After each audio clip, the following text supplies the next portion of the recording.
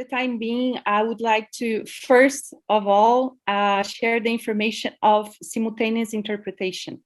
So if you prefer to listen to me in Italian, there is a button at the bottom. Italiano, guardate in basso allo schermo, c'è un... Important buttons today. One is interpretation, o interpretazione, chissà, I don't know, in Italian, at the bottom. So if the speaker is speaking English, you have to turn it on, the interpretation button, and you'll be listening the interpretation in Italian.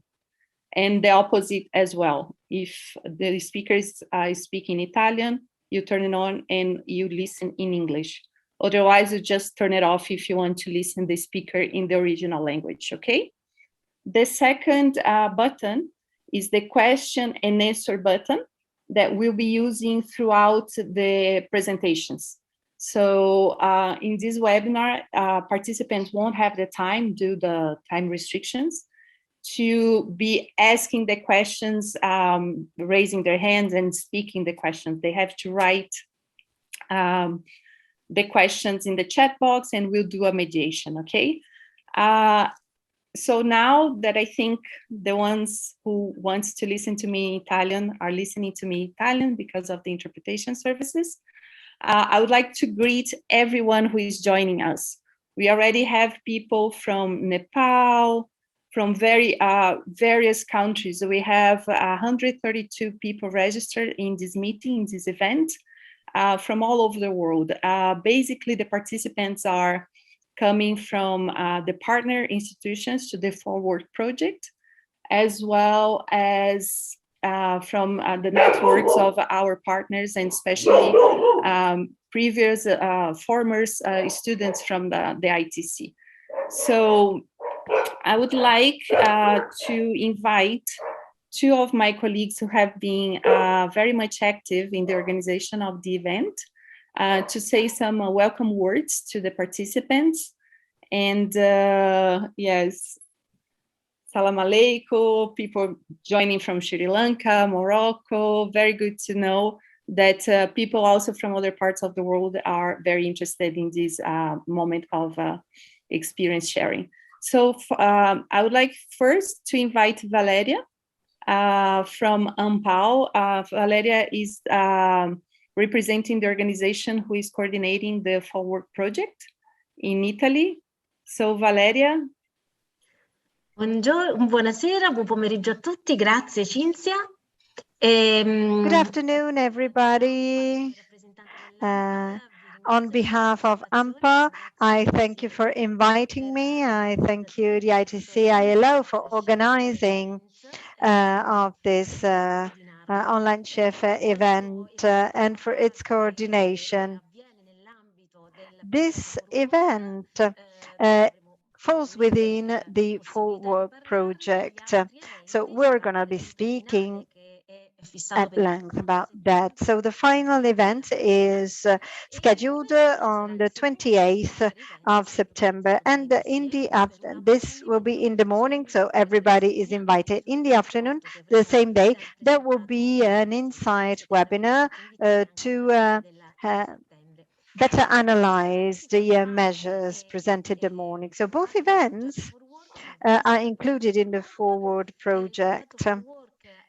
Forward project is an easy project which was born in 2018. And in a nutshell, it has almost come to the end because it will finish on the 30th of September. And the lead applicant is the National Agency for Labor Policy, Active Labor Policies from ANFO. So to have an overview of the main goals, I can tell you that we wanted to test in Italy, and in particular in Piedmont region and in Albania, some supporting measures apt to have a smooth integration of asylum seekers and refugees into the labor market, both in Albania and in Italy. As for those in Italy, we dealt with the refugees and asylum seekers hosted in the CIS centers, the emergency centers for the reception of refugees and asylum seekers. So each asylum seeker, especially in Italy, had a mentor with whom had job coaching activities, then a recognition of achievements. And then in Albania, we had in smaller groups some language courses and courses on civilization, and then for officers of the Ministry of Internal Affairs. While in Italy, we involved almost 400 asylum seekers coming from these emergency centers, in addition to 400 more of them, because we wanted to have an evaluation of the results through the counterfactual methods. 2 words on the consortium. It is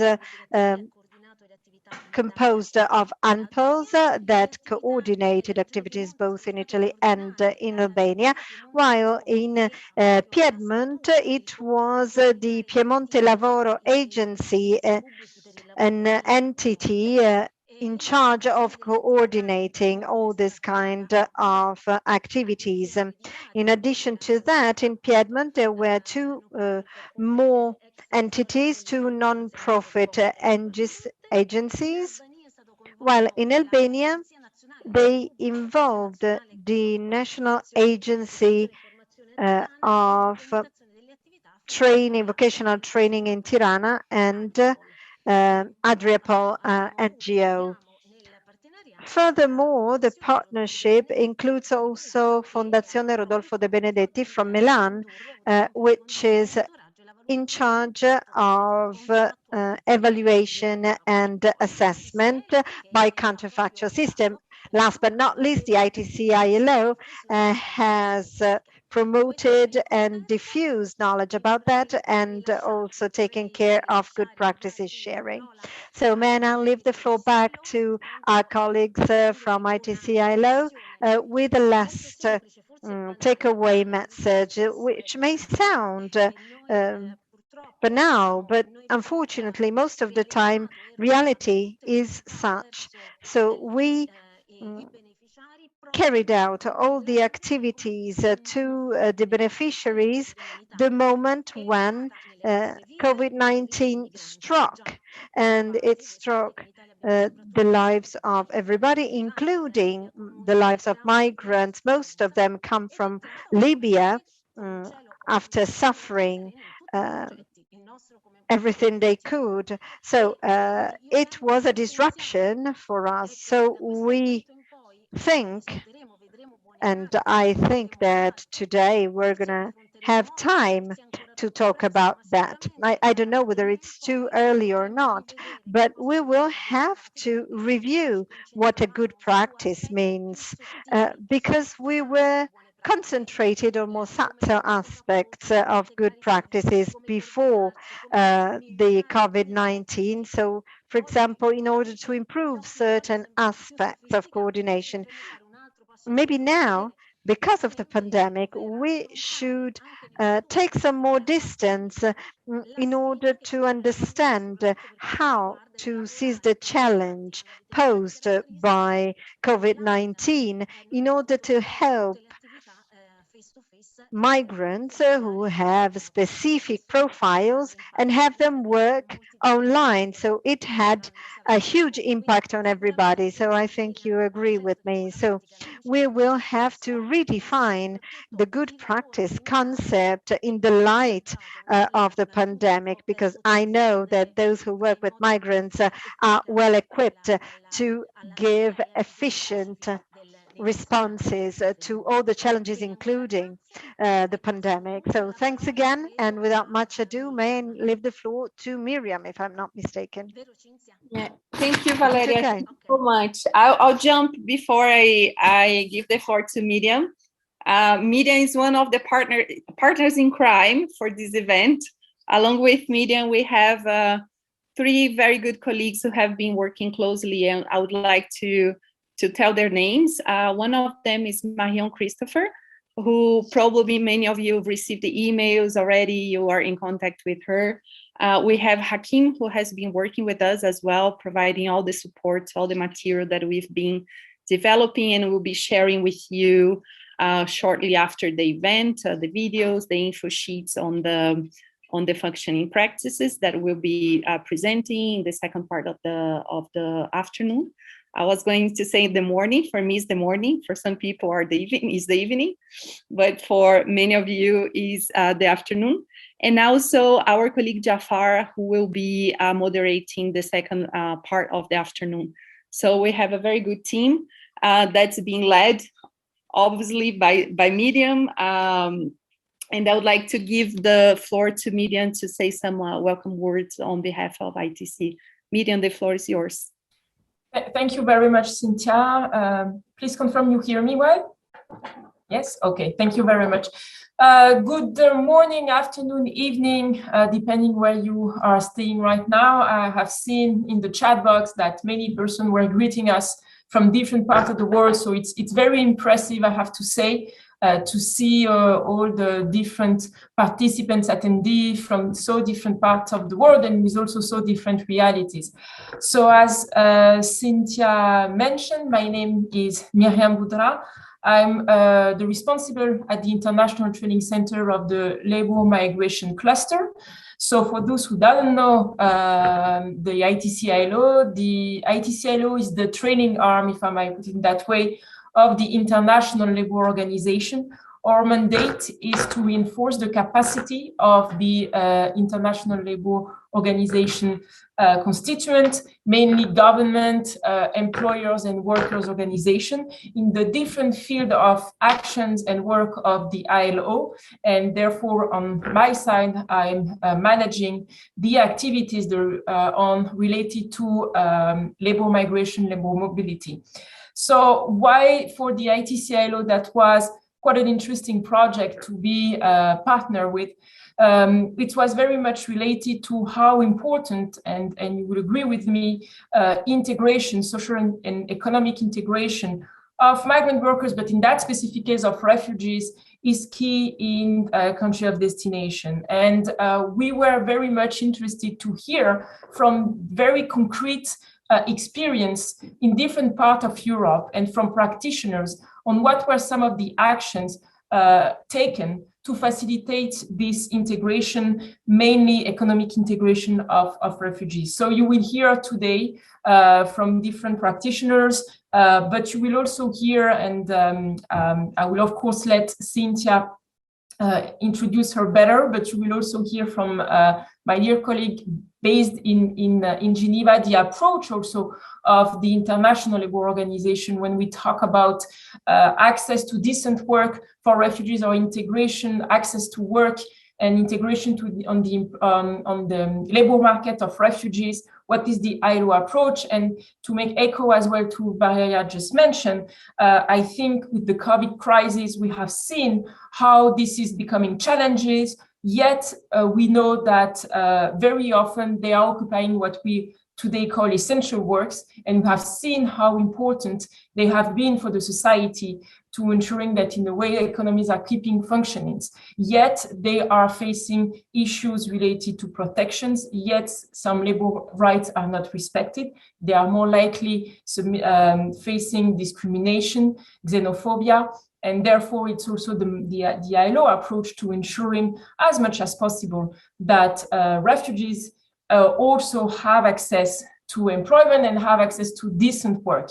So you will see that Eloise will also present some of the actions taken in different parts of the world. Today, we are very much focusing on practices and cases in Europe, but I hope you will also enjoy hearing from other cases, other examples from different parts of the world where the ILO having some involvement and some actions, concrete actions. And let me just again wish you a very nice session. Welcome in this webinar.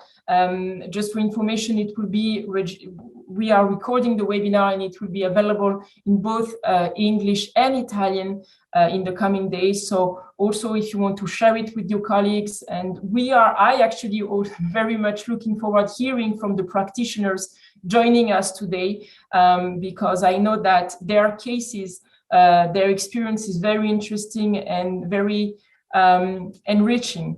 And I hope you will also find that interesting. And of course, the floor is open for you to asking all the questions you want.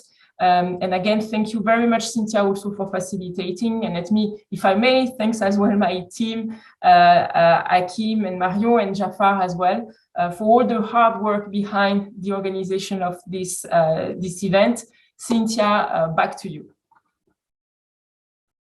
Thank you, Miriam. Thank you very much. Before we start the session, thank you, Miriam and Valeria. I would like to share the agenda very briefly to give you an idea of what's happening this afternoon. Well, the welcome words have already happened. We'll be having two main sessions in the afternoon. The first one will be we'll be counting on the participation of two very nice colleagues who will be bringing not just the ILO approach, like Miriam said, on and also like facts on economic inclusion of refugees, also like looking at the challenges, but also on the opportunities. And also bringing one case, sharing some views on one specific case of ILO work in Turkey. So we'll have Eloise Huaduel, a senior technical specialist on crisis migration. She works at the ILO headquarters. She's a very close colleague who has been very active, not just at ILO, but also on the entire topic, and she's been contributing a lot with ITC since she joined the organization in Geneva. So thank you, Eloise, for being here with us. We know that the topics that you bring and the way you bring, it's very insightful and will be very interesting for this audience. And also we'll have our colleague Bilu Eskiyoglu, Senior Project Coordinator in Turkey, in ILO Turkey's office in Ankara. Thank you, Bilu, so much for being with us. We know that you are having some issues this morning.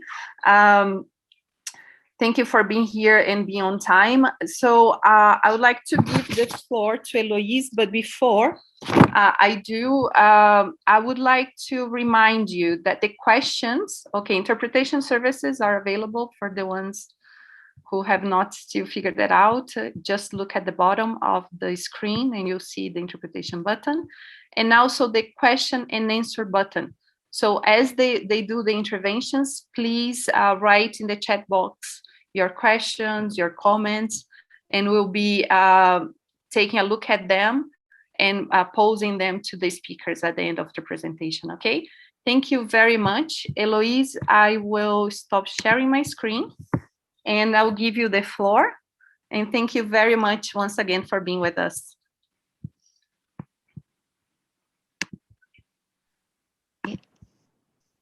Thank you very much, Cynthia, Miriam, also Valeria, for the introduction to the initiative. Right, so I'm trying to share my screen. Yes, should be it.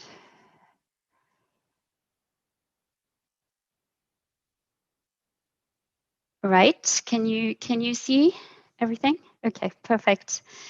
I'm gonna jump straight away and into sort of, you know, giving you some trends and key trends, and then I'll focus more on the ILO approach. I'm very happy that we have participants from all over the world. So, and a big hello to all those participants. Buongiorno a tutti, per gli italiani. I think this is interesting that we have participants from all over the world, because even though we will focus on European practices when we look at the issues of refugee flows, it is concerning the entire world, and it is mainly concerning developing countries. When refugees flee, they don't necessarily flee very far. And in fact, the majority tend to stay in neighboring countries.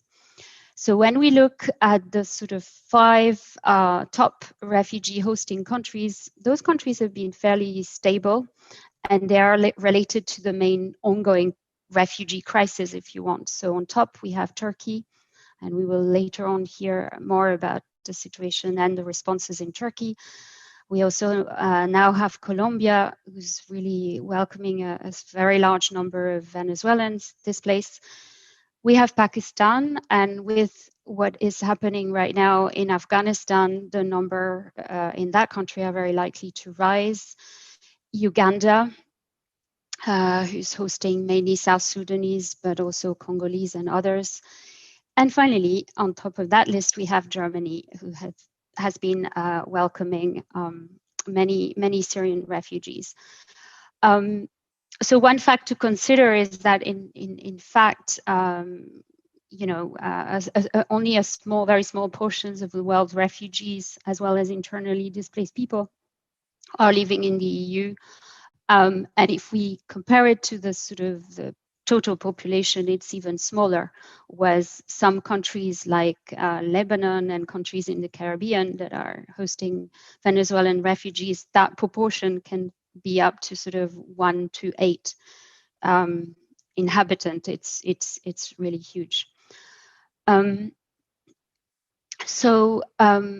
key trend to consider as well, that's been there for some time, is that because crises are ongoing and they're not resolving themselves, or they're, when they're in the process of being resolved, they start again, as we're seeing in Afghanistan. Well, then refugees tend to be displaced for a very long time, sometimes decades, and sometimes over generations. The numbers, because of that, the numbers is also increasing. And on that, a short note, we will focus on refugees today, but a short note to say that the majority of people are not necessarily crossing borders. And as you can see on that chart, 48% of all displaced people are internally displaced people. So they kind of stay in their country, but they nevertheless flee their home. Another thing that I want to bring up is when we thought about refugees in the past, we had the sort of the image on the left corner that came first into mind of refugees in camps and rural settlements. The reality is different now. The majority of refugees are living in urban areas, and this is because of real or perceived opportunities for socio-economic integration. But this trend also comes with additional challenges because refugees are a little bit more invisible among the urban poor. And they, in some contexts, they can be arrested, detained, face harassment and exploitations. But let's turn about some more concrete challenges to socioeconomic inclusions. I will show you a sort of list. Unfortunately, it's a non-exhaustive list of challenges. There are others. Some concerns labor market challenges. It's around low employment rates, restricted markets who are unable to absorb rapid and unpredictable rise of labor supplies. This drives down wages, it causes competitions between hosts, migrants, and refugees over resources, and then can create potential tension. There's a lack of formal employment opportunities, and this is key. Sometimes refugees are working, but they're working in the what's so-called the informal economy, and that's where they are concentrated, and they are more at risk of exploitation, abuse, especially women. If they're employed informally, they don't have access to social protection coverage, and they then tend to have recourse to negative coping mechanisms. So for instance, we can see that child labor can be used to supplement low family income in many contexts. There are a number of legislative and policy challenges around restriction of the right to work in itself. but also other related socioeconomic rights in terms of access to education, housing in areas where jobs are found. You know, in some countries, refugees have to stay in sort of remote camp-based locations near borders. And I mentioned also the exclusion from social protection. Number of challenges related to skills and qualifications. So on the one hand, refugees may lack the skills and qualification relevant to host countries' labor markets, or they can have skills, but then they lack access to skills and qualification recognition mechanism. They have limited access to training opportunities, especially women. And talking about women, just a few words about gender discriminations, because they face multiple layers of discriminations linked to their gender, their nationality, refugee status. This same will result in lower wages, less access to jobs, to training, as I said. And then there are a number of practical constraints. Language barrier is a huge one. It's one in Turkey, notably. You may hear about it later. And then there's sort of a range of various administrative hurdles to obtain or renew work permit, to register for social security, etc. This is a sort of visual graphic with some figures provided by UNHCR. So you can see very high percentage of refugees live in country where there is restricted right to work. An important related fact is restricted freedom of movement. I mean, obviously, if people are stuck in a camp where there's no work opportunity, you know, it's hard to provide for their livelihoods. And then restricted access to bank accounts for people who wish to set up businesses. And that is a key criteria and a key restriction if the right is not granted. So just to sum up, refugees are mainly in countries who are struggling to meet their own development goals. You know, that extra burden, if you want, affects their socioeconomic development prospects. So really the message is that aid alone is not a long-term solution. So forced displacement remains a humanitarian challenge, but it is also a development challenge. And in the next slide, I will explain a little bit that sort of humanitarian development shift that happened and why it happened. For some very concrete and factual reason, the Syrian conflict and the so-called displacement crisis in Europe, that really created a shift at policy level with what we have called a new way of working, which now focus on longer-term development-led response. Then we had the Grand Bargain, which was an initiative led by humanitarian donors, and the World Humanitarian Summit, all of this around the same time, 2015-16, that promoted a strengthening humanitarian development nexus. A key moment was the New York Declaration for Refugees and Migrants, which sort of laid out that vision. And more concretely, if you want, the operationalization of that vision is called the Comprehensive Refugee Response Framework. Another key moment, key instrument is the Global Compact for Refugees in 2018. It provides the framework for this more equitable responsibility sharing attitude to have sustainable solution to refugee situations, which require international cooperation and development-led approach. To implement the compact, we have the Global Refugee Forum. It's an event that is going to take place every 4 years. The first one was in 2019. A huge event, as you can see with the numbers, many so-called pledges. So if you want, those are commitments made by states, organizations, businesses, academics, and refugees. And many of them were around livelihood, decent work for refugees. I wanted to highlight a couple of additional trends, and that is sort of greater donor engagement in that new vision. And here is one example.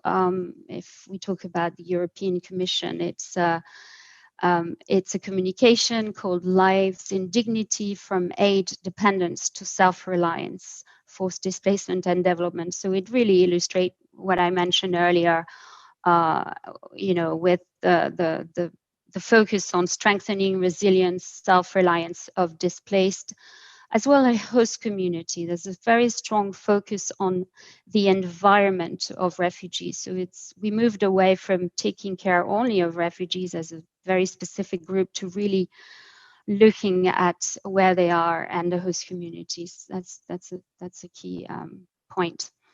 There's increased private sector engagements. I mean, traditionally, when refugee response was more dealt as humanitarian issues, you had many humanitarian agencies, NGOs providing response around camp infrastructure, etc. And now the private sector is very much involved, and they are a key actor. And the increasing involvement of development actors as well. Here, I mentioned UNDP, the World Bank, the ILO. There are others. As far as the ILO is concerned, it substantially increased its refugee portfolio since 2013. And Turkey was one of the first countries, with Jordan and Lebanon, where the whole greater engagement started. And ILO's efforts focus on bringing world of work actors. So as you know, the ILO is a tripartite organization. So it is 1, governments, 2, employers, and 3, workers' organizations, to bring them to the humanitarian table. I wanted also to mention new model of partnership. I pick up one which is key for us. It's an initiative that is led by the Dutch government. It's called Prospects. And the ILO is working with UNHCR, UNICEF, the World Bank, and the International Finance Corporation. And it's really, bringing everybody's expertise and moving forward to sort of support displaced population and host communities. Yes. And last but not least, refugees, because in the past, refugees rarely had a direct voice or agencies. They were seen more as the victims, more than actors. And for years, it was more others who were talking on their behalf. And this has changed. And the Global Refugee Compact I mentioned earlier has been key to recognize them, as well as host communities, as key actors to ensuring that the refugee responses are meaningful, they're appropriate, accessible, and inclusive. And so now refugees are involved in key policy events like the Global Refugee Forum, which I mentioned. And this is really a trend that should continue, and that we should encourage. But I'm going to turn back to sort of ILO's approach through decent work and this bridging of the humanitarian development divide, which also served to foster peace. So for us, we really see it as, and we keep our sort of tripartite structure, but just with a different focus. And we really see decent work as being key to move towards refugee self-reliance. Because the nexus, it's about complementarity and coherence between short-term emergency assistance, it doesn't disappear, but also longer-term sustainable livelihood approach to mitigate socioeconomic impact, to ease tension, to facilitate positive impact of labor markets. And it really implies early intervention of development actors to build resilience. I mentioned earlier that the ILO beefed up its operations since 2013, but that's not to forget that the ILO has engaged in labor aspects of refugee response since its inception, so over 100 years ago. It has been involved in getting refugees into jobs and protecting them from exploitation in the aftermath of World War I. And its constitution promotes social justice. It refers to the protection of the interest of workers when employed in countries other than their own. So really a key role is to promote the decent work approaches. It's about provision of work and income opportunities, but also workplace rights, recognition of equality, and social dialogue. A key instrument to help us do that has been the adoption of guiding principles on the access of refugees and other forcibly displaced persons to the labor market in 2016. So, as you can see from the dates that I mentioned earlier, it's happened around that time. This is a non-binding instrument, which is helpful because it's flexible. It's grounded on international labor standards, and it really addressed the need for more equitable responsibility sharing. It supports and assists states in considering the access of this population to their labor market, also balancing it with the need and expectations of their own citizens. So it's not about refugees and not the host population. It's really about integration. We will hear later about our work and experience in Turkey. So I won't say much about Turkey, but just to say that, yes, we are working in an increasing number of countries in Asia, in Latin America, as well as in Africa. And if we think about the policy level and how that sort of brings a shift to the reality, I think looking at Uganda and Ethiopia is interesting. I mean, Uganda always had a sort of fairly progressive refugee policy around the right access to work, freedom of movement, and that is continued. Ethiopia had a different approach and more restrictions around the right to work, and which led to added dependencies of refugees. But this has really shifted, especially since 2019, where it now has a refugee proclamation, and it provides refugees with access to labor markets, possibility to open bank accounts, move out of camps. So we are seeing real changes on the ground. Valeria earlier mentioned the huge impact of COVID. It is massive for vulnerable population. It really compounded their existing vulnerability. As was also mentioned by Miriam, many lost their jobs. That's a fact. They were the first to lose their job because they were in the informal sector, so they were less protected. But some were also at the forefront of the response in the medical sector, as well as in the food delivery sectors. For instance, COVID had negative economic impact on enterprises and entrepreneurs, and this is affecting refugees because they're often small entrepreneurs. The limited access to social protection, which I mentioned as an existing vulnerability earlier, was even more prevalent with the COVID. And for refugees and migrants, for them it's also more difficult to apply workplace or even living, if you want, protection measures, because they are often in sort of very crowded places where there's not much. So when it comes to ILO's response to the COVID-19 effect, where we have developed contingency planning and mitigation strategies to support the inclusions of displaced population in COVID response and recovery processes. We're working with other UN organizations, our constituents, to respond to the socio-economic impact created by COVID. So this ongoing crisis, and we're preparing for the recovery phase, when there will be a more clear recovery phase. And ILO, a very important aspect of this is to support evidence-based policy making, including through the creation of monitoring and rapid assessment tools to assess the impact of COVID on various countries, sectors, and groups. And most of them, you can find them on our website. I will stop there. I realized I was covering quite a lot of ground, so I hope you were able to follow me, but I would be happy to go deeper into some points in the discussion. Thank you, and back to Cynthia. I would stop sharing now my screen.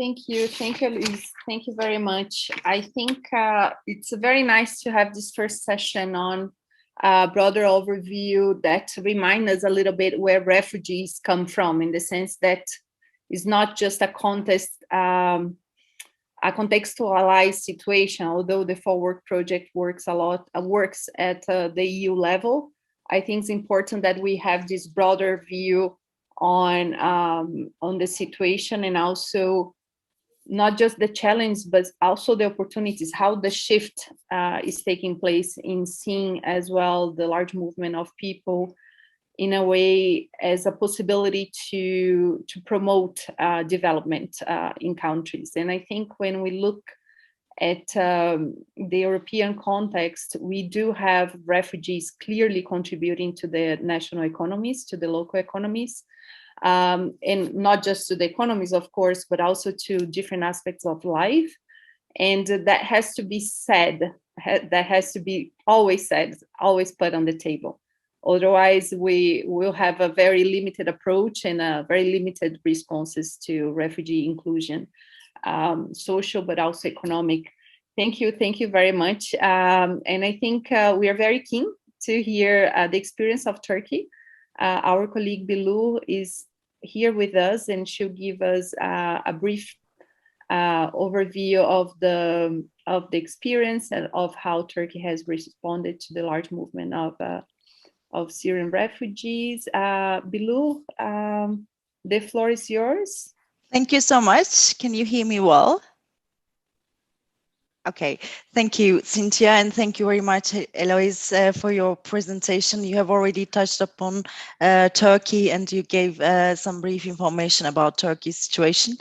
My name is Bilur Pınar, and I'm working under the Refugee Response Program run by the ILO Office for Turkey since 2015. I really would like to give some brief info about Turkey's situation with regard to the refugees influx, let's say. Of course, like we mostly talk about the Syrians under temporary protection who are, the number is 3.7 million for the time being. However, we should also consider the non-Syrian refugees within the country, who are mainly Afghans, Iraqis, and Iranians. And especially in the recent weeks, the Afghans influx to Turkey should definitely be considered. Of course, like the numbers that we have right now does not somehow reflecting the today's recent numbers for Afghans. However, we can say like over 4 million refugees are located in Turkey right now.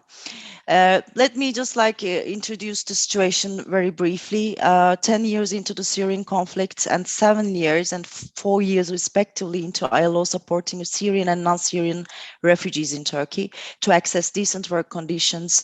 And we had numerous lessons learned which will inform future strategies and activities of ours. As I rightly said, Turkey is hosting right now over 4 million refugees and facing tremendous challenges, which now go beyond providing basic needs, basic assistance, so that resilience is strengthened and sustainable livelihoods become a reality. Of course, for instance, out of 3.7 million Syrian refugees, 2.1 million are at working age. And around 1 million are estimated as participating to the labor market. Majority of them working informally and in low-skilled jobs, like in the sectors such as seasonal agricultural, construction, manufacturing, textile, and they are, of course, since the majority is working informally, they are earning below minimum wage and working in unsafe conditions. The language barrier, of course, further accentuates these challenges. The majority of non-Syrian refugees is also estimated to be working informally, not only the Syrian ones. Of course, I will be focusing much more on the challenges towards the end of my speech, and what interventions we do have to overcome these challenges. Of course, like ILO has not had a traditional role in humanitarian situations, in that it's not a relief actor. But we, of course, rather focus on the labor market and accessing decent work. These are the main proven essential to assessing and eliminating some barriers to formal employment that Syrian and non-Syrian refugees in Turkey face. And ILO is implementing a refugee response program that I am working for, and since 2017. However, the work in general with regard to the refugees started in 2015 in Turkey, but our strategy and the program document was actually developed a little bit lately. Under this program, the ILO, with its tripartite structure, which we often talk about this tripartite, but sometimes it's not explicit enough. That's why it would be good to mention that the government and employers and working organizations we are referring when we call tripartite constituents, just for your kind information. And I will proceed with the rest of the information that I will be given. This tripartite structure, of course, the normative framework and decent work agenda is in a unique position to address all challenges and also develop strategies to support the access of refugees in the labor market, and of course for them to access the livelihoods. I also have to mention that the Turkish government has a really high level of engagement and openness to protection and the provision of sustainable livelihoods presents unique opportunities to refugees to access decent work in Turkey. As Eloise had already mentioned, for instance, they are able to get work permits since 2016. However, the informality is still high, the formality is still low, I can say, and we are actually working on this, and I will be touched upon during the challenges part and let you know more about. This strategy of ours has three main components, let me just briefly mention what these are. First of all, to increase the availability of a skills and competent and also the productive labor supply to facilitate access to decent work for refugees and Turkish host communities. We are carrying out training activities, vocational training activities, basic labor market skills activities, as well as the Turkish language courses in general, I can tell. And the second component that I should also mention is has been developed to support the environment for job creation and business development and entrepreneurship opportunities, where we mainly support formal employment through incentives or the formal establishment of enterprises by refugees through little microfinance supports and so forth. I can also mention here the entrepreneurship training activities as well. And the third and the last component that we are also focusing under the program is the providing support to strengthen the labor market governance institutions and mechanisms to assist Turkey in implementing inclusive development strategies, where we also focus mainly to work on the governmental actors as well as the workers and employers organizations, and we mainly actually focus on the local governments as well, like municipalities, to carry out our interventions, and I will also be touching that as well very soon. In general, our program is like the strategy of ours is this, but maybe I should also tell about the challenges.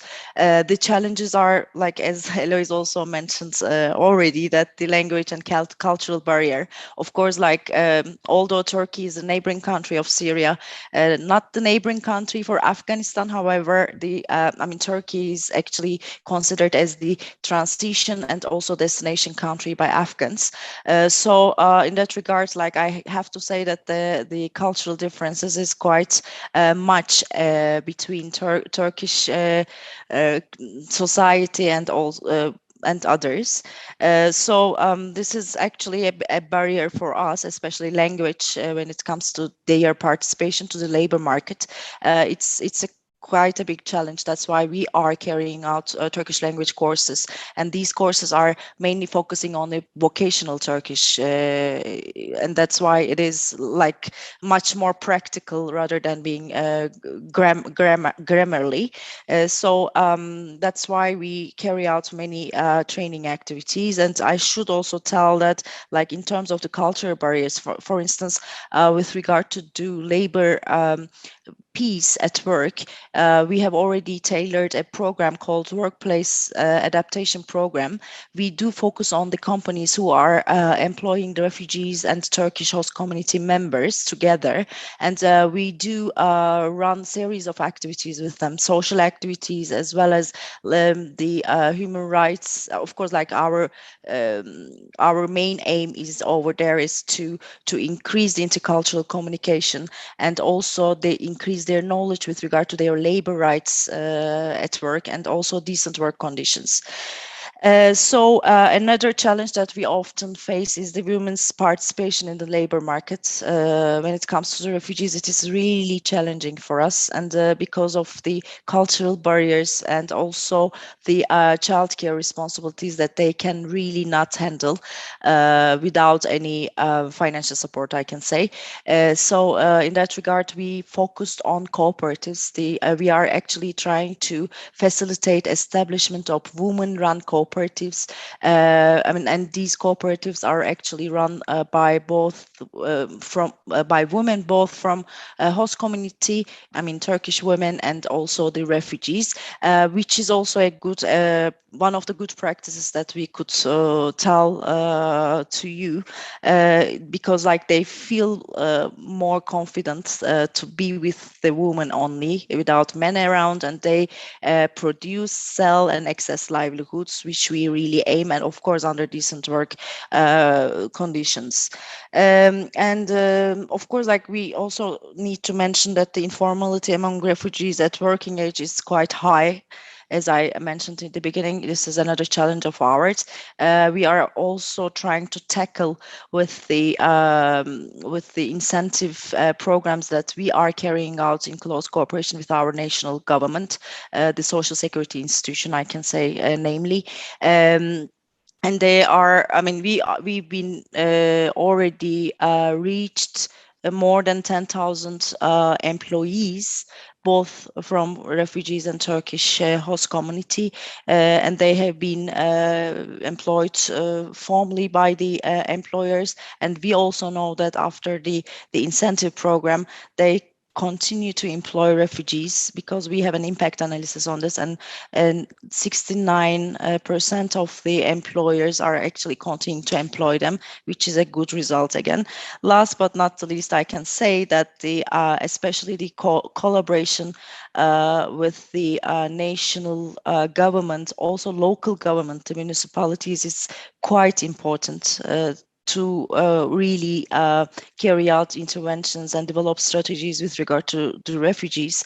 And that's why we are partnering with them very much. Also, the inclusion of the workers and employers organization is also very critical for us. So we are really doing our best to try to outreach the most vulnerable refugees and host community members in Turkey through the support of our donors, of course, and we will be continuing. Sorry if it was too long, but I really tried to be quick. I hope I wasn't too also like unclear, let's say, because of speaking so fast. Thank you.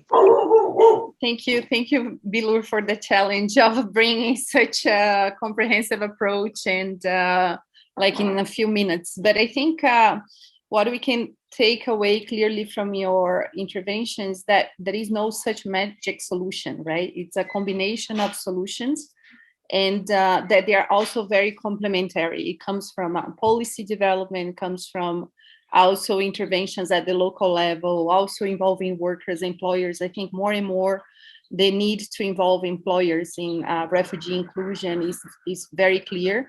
In the second part of the webinar, we'll have very concrete measures that have been implemented in Europe, and it's going to be quite interesting to see that they have different profiles, and some represent municipal levels, local levels, some represents employers, some are very much engaged also with the representation of workers. So I think we are very much aligned here. We have a few questions to Eloise. But before we take the question, I shared with you, Eloise, already in the chat box. We do have one question that for ITC and for ILO, I think we would like to know. It's a question that we picked from our sleeve, as Miriam likes to say. How do you think the ILO could also be more involved in activities of economic inclusion of refugees in Europe? What role could the ILO also play? And after I read this one, I would like you to read the next questions that have been shared with you and pose your comments on them. Yeah. Thanks very much, Cynthia. I mean, I think it's not that the ILO is not at all involved in Europe. I think the ILO intervenes at different level. Where it's more visible is where we have sort of development cooperation program, so obviously our work in Turkey, I mentioned the Middle East and other contexts in Africa, Latin America. The reality is when it comes to refugees support, a lot of the European countries give priority to the support where refugees are. It goes back to my first slide. So they are near the sort of crisis epicenter. They are in the neighboring countries, who are the developing countries, and it is absolutely fine to do that, because those countries need a lot of support and even more that they receive now. Having said that, the whole discourse about responsibility and burden sharing, if you take the perspective of some developing countries, they would like they would like to see European countries to do more for refugees inclusion. So not only give instructions, but also show how they're doing it themselves. So usually when you attend debates in UNHCR, you can hear this dialogue between countries. The ILO, as many other UN agencies, it was reminded by Bilur, and I also highlighted that it's a tripartite. So we are also working where we are required to work and where we are required support. So that is not to say that we don't have contact at all with European countries. We do have, and especially sort of around policy level, around messages. But European countries are not necessarily asking for our guidance and concrete support when it comes to refugees integration. They think, or they indeed are able to do it themselves. Some European countries are also are very much in favor and of sort of creating an environment that will integrate refugees. It is not the case for all countries. It's a political reality. But indeed, I personally think more should be done. And it is not only up to me to decide, but I would be happy to support. So I hope that sort of provides an acceptable response. And Cynthia, I don't know if you want me jump in directly on some of the questions that I've seen, or if you want to frame them. And I think so. I think if you want, Liz, we have one from Nikaril Kant, and we have another one from Daring. I think you see both of them. Yeah. Yes, I did. Yes, a very interesting question. I mean, the first one. Okay, I think it's linked to what I said in a way. I mean, the international legal and normative framework does favor labor market integrations and facilitate refugees' access to decent work opportunities. You know, that would be the Refugee Convention, the Universal Declaration, various ILOs. International labor standards. Now, for that framework to sort of have a sort of concrete illustration on the ground, you know, there needs to be some political will. So obviously, in states where states are enabling that access, things are easier. That doesn't mean that there's no obstacles, because you remember from my presentation, I mentioned various obstacles. I mean, the language obstacle is another very concrete obstacles, but it's not necessarily related to the willingness of the state to facilitate that integration.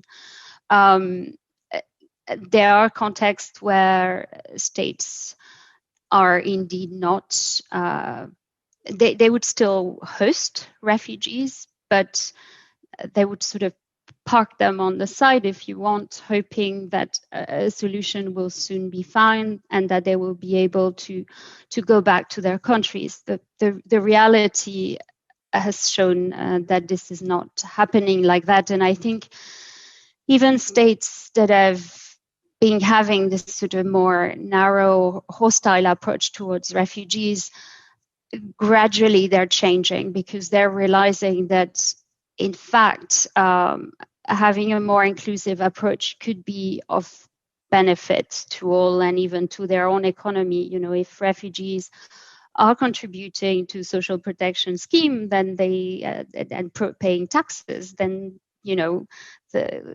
various governments can benefit from it. Otherwise, refugees remain on the side, they are a burden, and everybody loses, really. Refugees are the first to lose, but as well as, in the end, I think, governments. So, you know, to sort of create that shift, there's a lot of, there's a mixed bag of things that one needs to do. One needs to work sort of, I'm tempted to say, more of a diplomatic policy level, as well as some very concrete project base to show that this can work. And then if it does, then you may expand it. You can focus on skills, you know, that, for instance, a state doesn't take much risk to do that.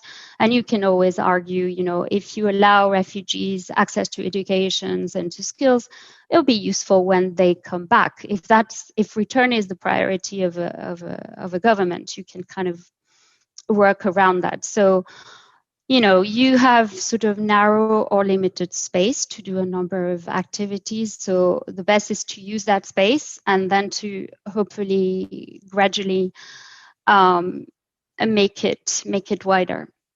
Then to touch upon the next question around COVID. Well, yeah, obviously, fully agree. I mean, the challenges were huge before. They're even bigger for all. But I mentioned that how refugees were very much at the epicenter. But something of a bit of a paradox happened. Even if they have been very vulnerable, I think the crisis was also an opportunity to remind states of their vulnerability and of the need to really tackle it and to not allow them to, you know, fall further into poverty or worse.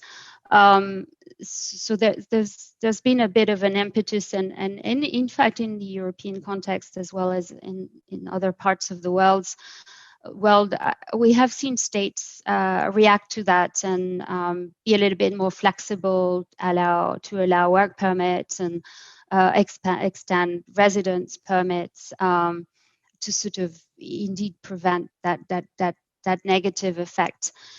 There are less. One can argue that there are less jobs because of COVID, or maybe more precisely, there are maybe less jobs in certain sectors, but also more in others. So I think it's not that suddenly there's no jobs, therefore refugees need to go back to their home, because that is not possible, and it is even not allowed. I mean, a country that hosts refugees also endorse some responsibility to look after them. So that's why I mentioned the importance of assessments, because we need to reassess labor markets and where are the needs and where are the demands, and how refugees can sort of integrate the market when there is a need. Back to you, Cynthia. I hope I sort of responded to the question. Thank you very much, Eloise. We have a question for Bilou. I would like to give her the floor.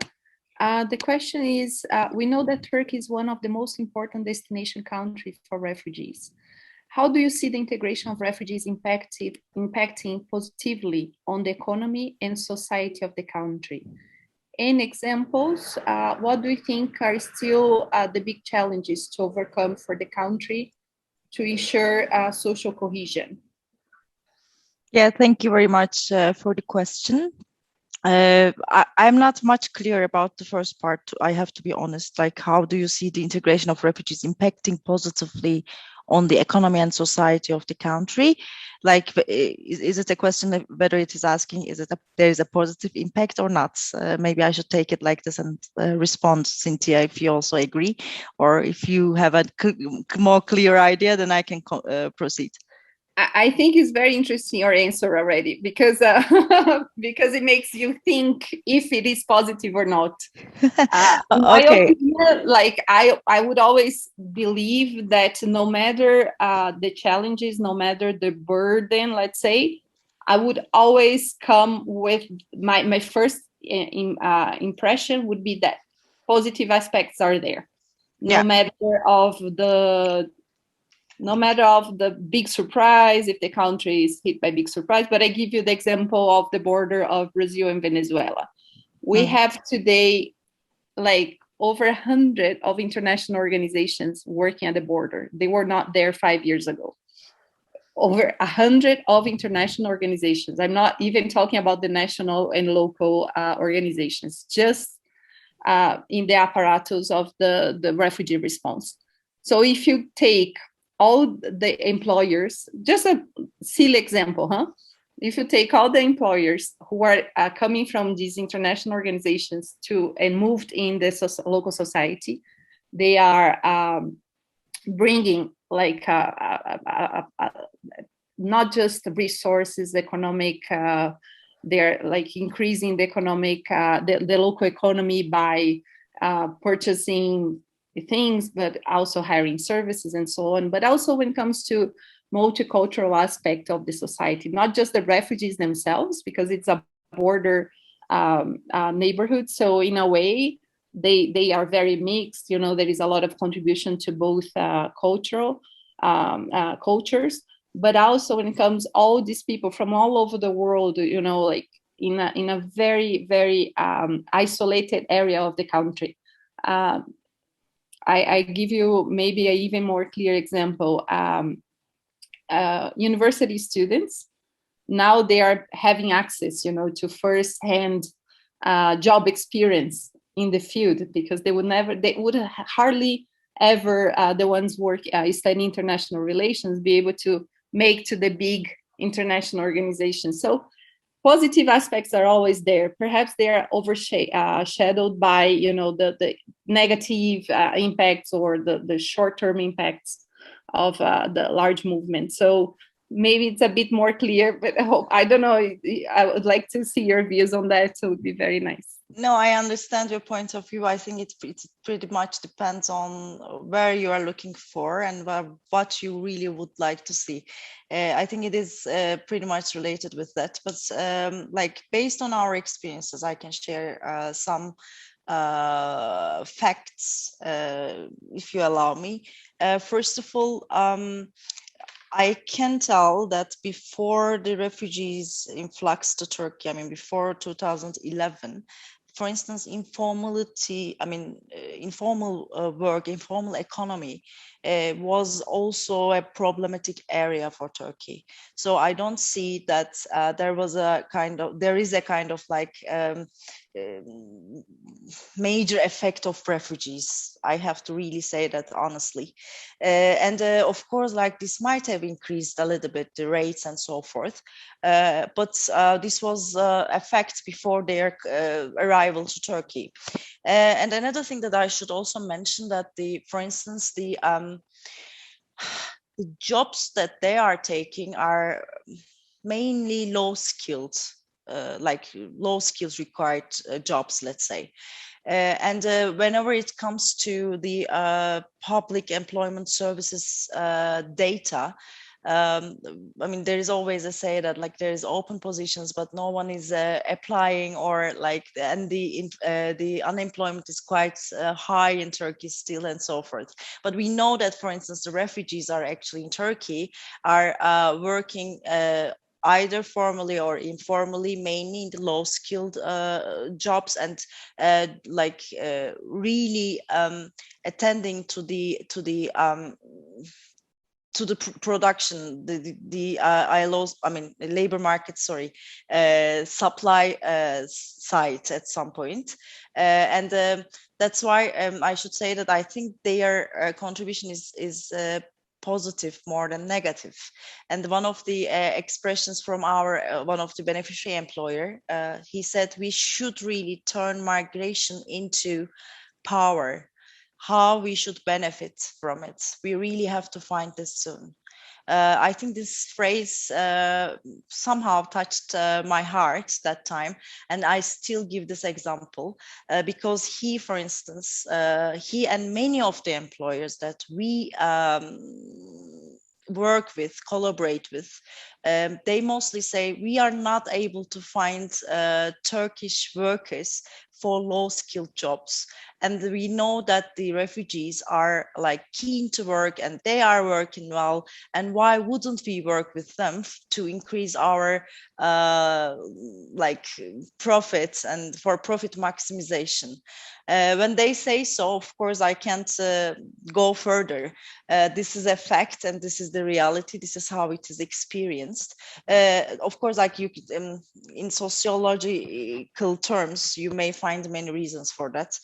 Maybe the refugees are much more in need of to survive, and that's why they think they don't have the opportunity or like chance to choose jobs rather than finding one and trying to work and be successful over there. I don't know, just a kind of like I'm speaking loud, let's say, thinking loud, and I think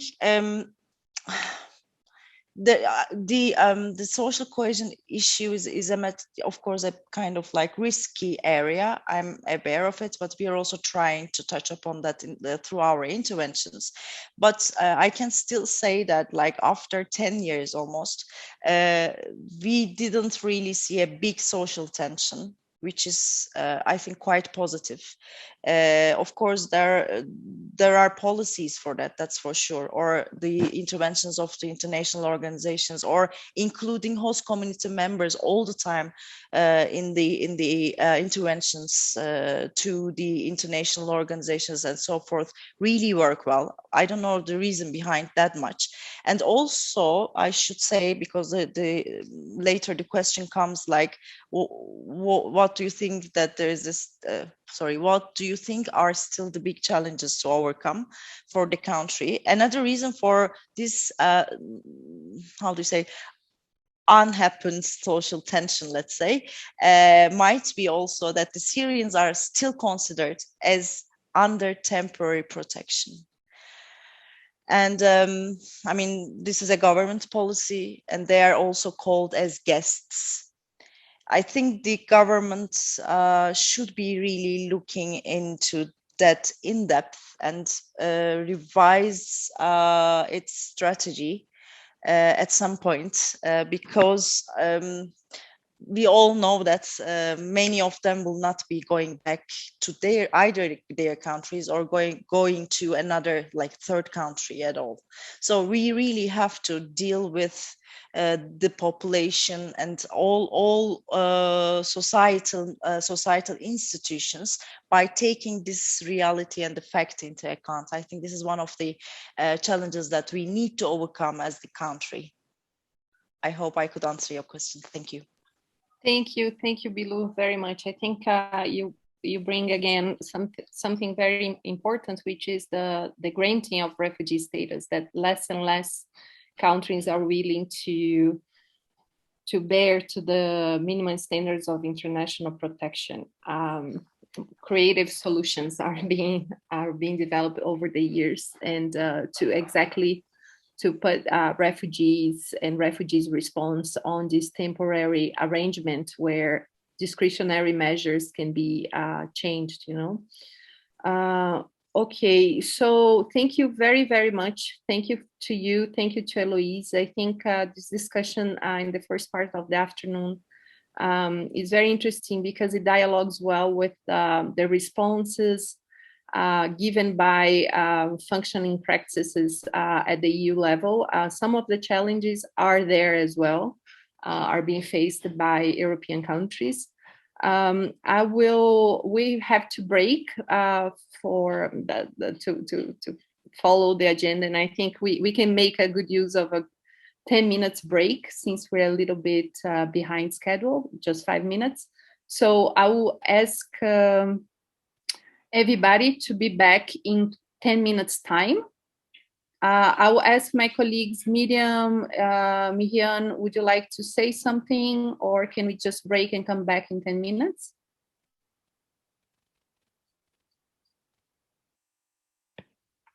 Okay, since I don't hear from Mihian, I would like to invite you for the second part of the webinar. In 10 minutes time, we'll close, in my case, I'll close my camera, I'll mute myself, and we'll be back in 10 minutes time with the moderation of Jafar Alou, our colleague who is doing the research on the functioning practices, and also myself, but also, and most importantly, with guest speakers from 5 practices that will be sharing with us their lessons learned, their impressions, and their main takeaways of their experience. Okay, thank you very much. If we were in ITC in Italy, I would ask for a round of applause, but I'll do that symbolically. I'll ask for a round of applause to the speakers, and we'll be back in 9 minutes. Okay, thank you very much again.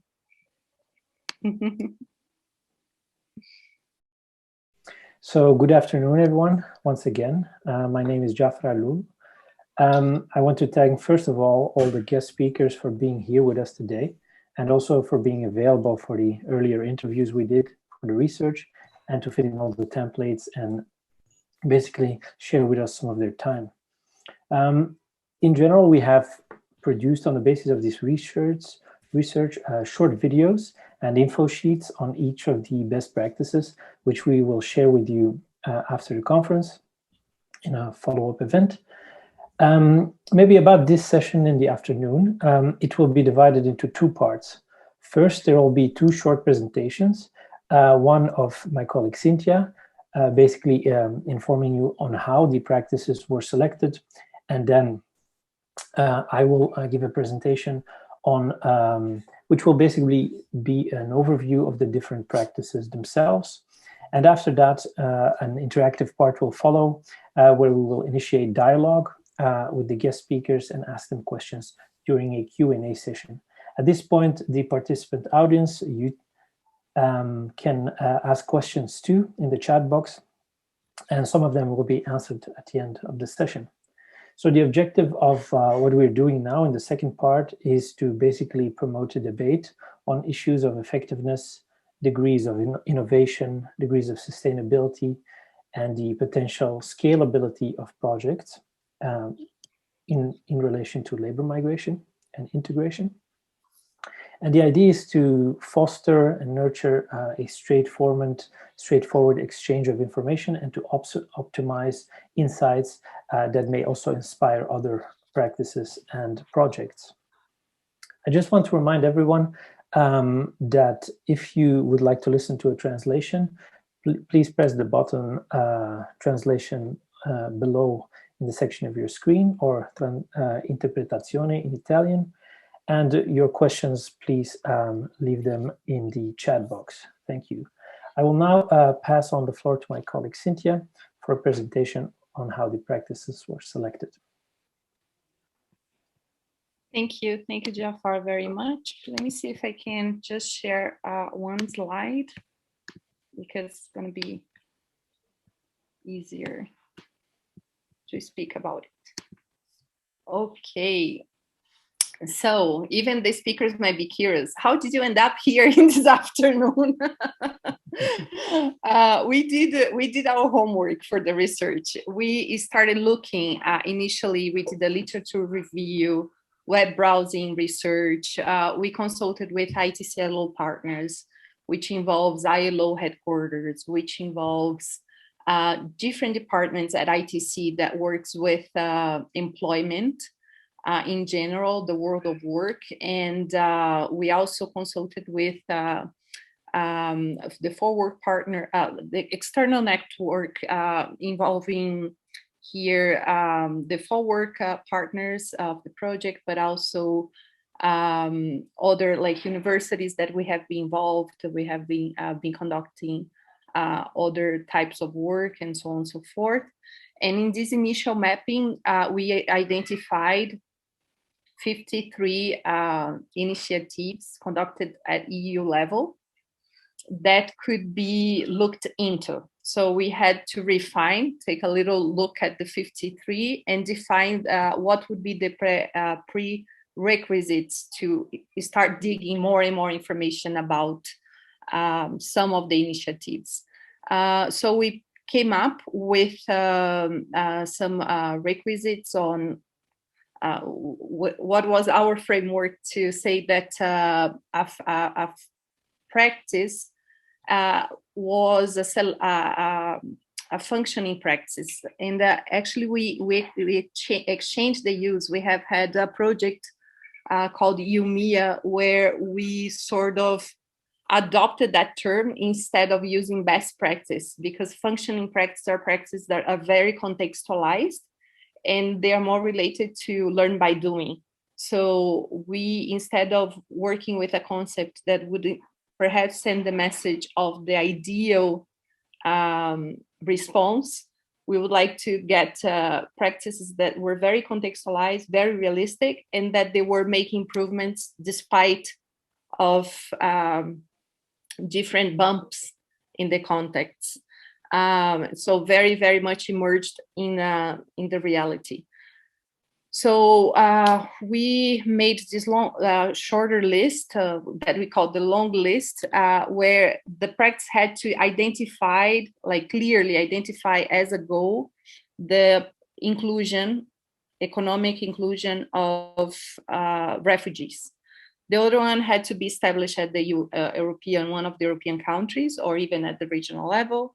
The time frame we took from 2015 onwards, thinking of the so-called refugee crisis at the EU, because I think that was an important event for reference. And also that that came from different stakeholders, a variety of stakeholders, be them not just related to national governments, but also local governments, universities, NGOs, migrant associations, and so on and so forth. So out of these 31 initiatives, we then had this pre-selection, and then we applied the qualifying features, which was around innovation, sustainability, effectiveness, and replicability.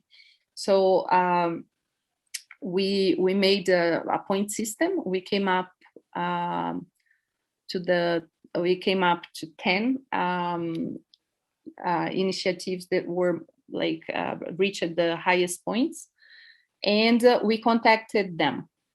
6 of them replied and to our call, and 6 of them actually engaged, not just replied, actually all of them replied, but 6 engaged in, as Jafar presented, in other things than being the seminar, being this webinar. The webinar is one moment, but we had interviews with them. We had this interview, and also information that they shared with us on a specific format that we requested. They've been the base together along with the research material that we have to create some dissemination material that we are sharing with you shortly after the event, the videos and the info sheet, as Jafar mentioned.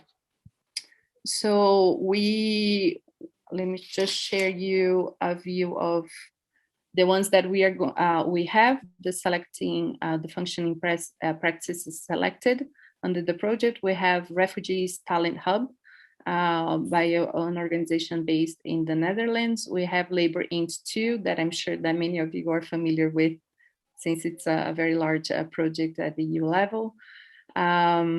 That is run by ETUC in Belgium. We have the MUMA project in Spain, run by the municipality of Fuenlabrada. We have Magnus Hotel, very interesting as well, initiative that's being run in Austria, Vienna.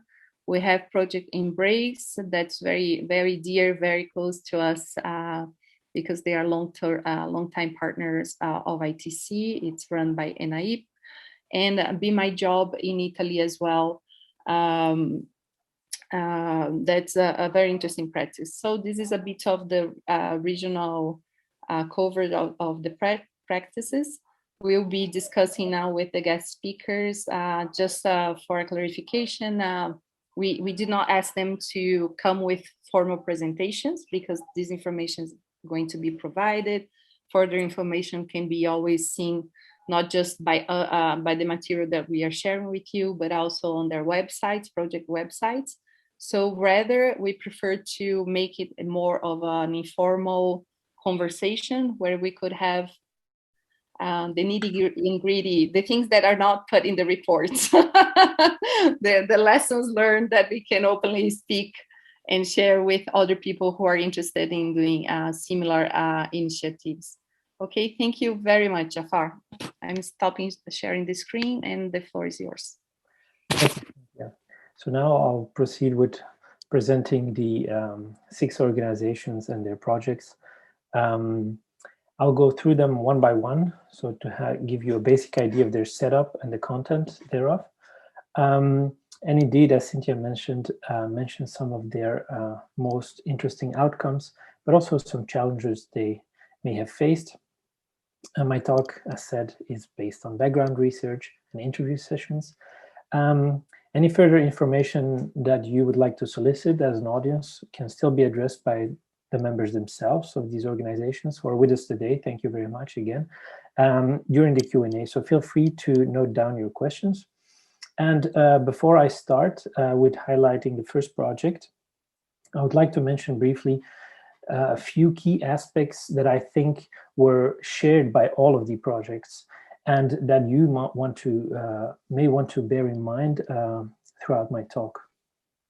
So what made these projects work often and therefore become functioning practices, as we would like to call them, is that first of all, I would say the organizations took firm control as principal initiators from day one. Now, the dimension of ownership is, of course, more obvious for private sector initiatives or social businesses, but for others in the public sector or NGOs, it meant, for example, less outsourcing or more in-house capacity and infrastructure building. And this as a way to generate more sustainability in terms of future replicability.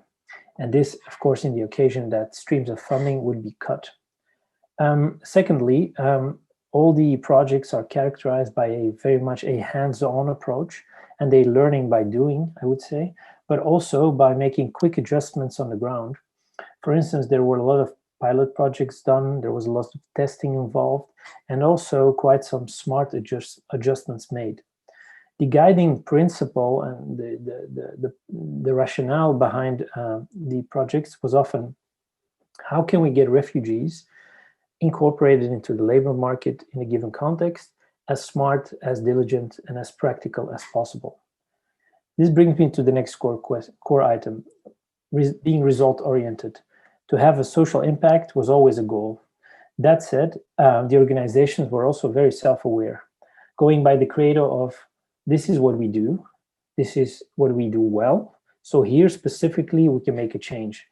Most often they try to stick to their particular niche, of course in collaboration with others who have different expertise, but as a result there were concrete impacts. And last but not least, I would say their teams consisted of highly committed people, staff really involved with their communities, working on the ground, and also themselves having a stake in the transformation of their societies. Now let's start with the first project, Be My Job.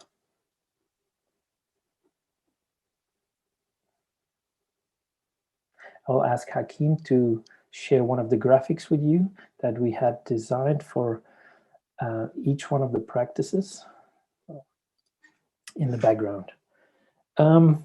So Be My Job is coordinated by APS Cambalace, an NGO based in Alessandria in the Piemonte region of Italy. It is a beekeeping project that is working to help refugees gain skills and access to dignified employment in Italy, and tackling inequalities for refugees by providing professional training in the beekeeping and agricultural field. Be My Job started as a pilot project in 2015 and was renewed on a yearly basis ever since. And in 2020, UNHCR became a sponsoring partner of the project. Next to formal training in beekeeping, Be My Job monitors respect for labor rights in the agricultural sector, where many refugees and migrant labor is active, and seeking also the commitment of company for ethical practices in labor. It also counters widespread prejudices about asylum seekers by advocating environmental sustainability amongst pupils in schools, as well as the larger citizen public.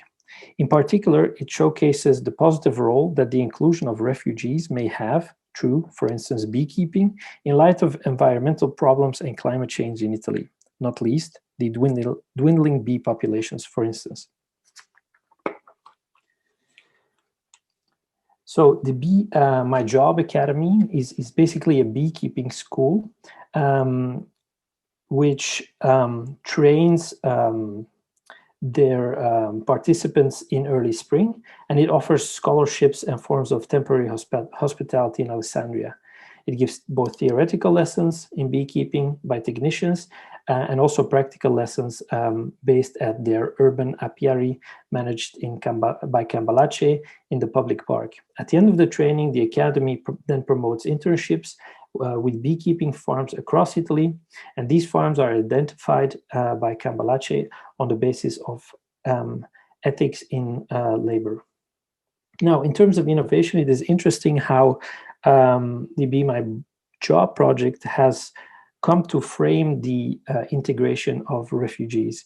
It is precisely by advocating for and about environmental sustainability that they have come to the issue of migrant and refugee incorporation.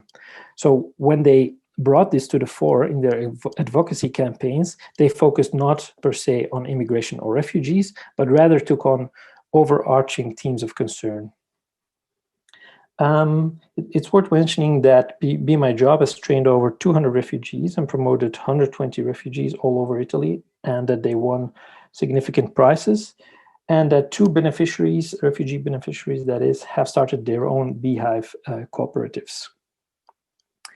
One of the difficulties faced by the project was that in training specifically asylum seekers during the first years of the project, only a very small percentage of them were thereafter allocated a work permit by the government. So therefore, they did shift their focus over time onto those who already were allocated a refugee status, given their limited resources. Let me move on to Magnus Hotel. So Magnus Hotel is a social business which was set up in Vienna, Austria by Caritas Vienna. It is led by CEO Gabriela Sonnleitner, who is with us today. Its aim is also the inclusion of refugees, but through a social enterprise in the tourism sector. Its aim is to create new job opportunities for refugees, and it actually came about also after the so-called refugee crisis, when people like Gabriela realized that on the one hand, there was difficulty for vulnerable groups like refugees to enter the job market, but on the other hand, you had the tourism industry who actually needed more laborers. So the organization developed from the concept of a social business that is a hotel co-run by refugees, but also, very important, of course, still accompanied by experienced staff. The hotel now employs around 30-35 people, out of which half, so 15 to 20 are refugees, and 15 to 20 are hotel professionals. And they do about 13 trainees they take in per year. And these people are trained within a vocational stipend program according to national standards, which lasts for 3 years. And afterwards, they are granted a diploma. So the hotel was a former retirement home owned by Caritas, and this is important because it allowed also for a startup and more beneficial modes of rent. And many stakeholders were, however, a part of the co-creation and co-establishment of the company. For instance, there was also the Fine Arts Academy in Vienna that was involved in the project, refurbishing the whole place. And when Magnus Hotel could officially open in 2015, after the year of its creation, approximately 22,000 guests stayed in the hotel. It has been operational now for about 6 years, and Magdas also now rents out conference room to companies. So they're in touch with CSR departments of various companies who have reached out. And all of this activity makes that they have been able to become financially self-sustainable. They have, as such, also a strict budgetary plan in order to remain as such. And ever since they opened, it has received a lot of media attention from the BBC, from CNN, The Guardian, etc. So in terms of innovation, one could say that using these entrepreneurial tools and taking a private sector approach is important, is interesting, but the focus of Magdas is of course not entirely the maximization of profit, but rather the maximization of social benefits, solidarity, and openness.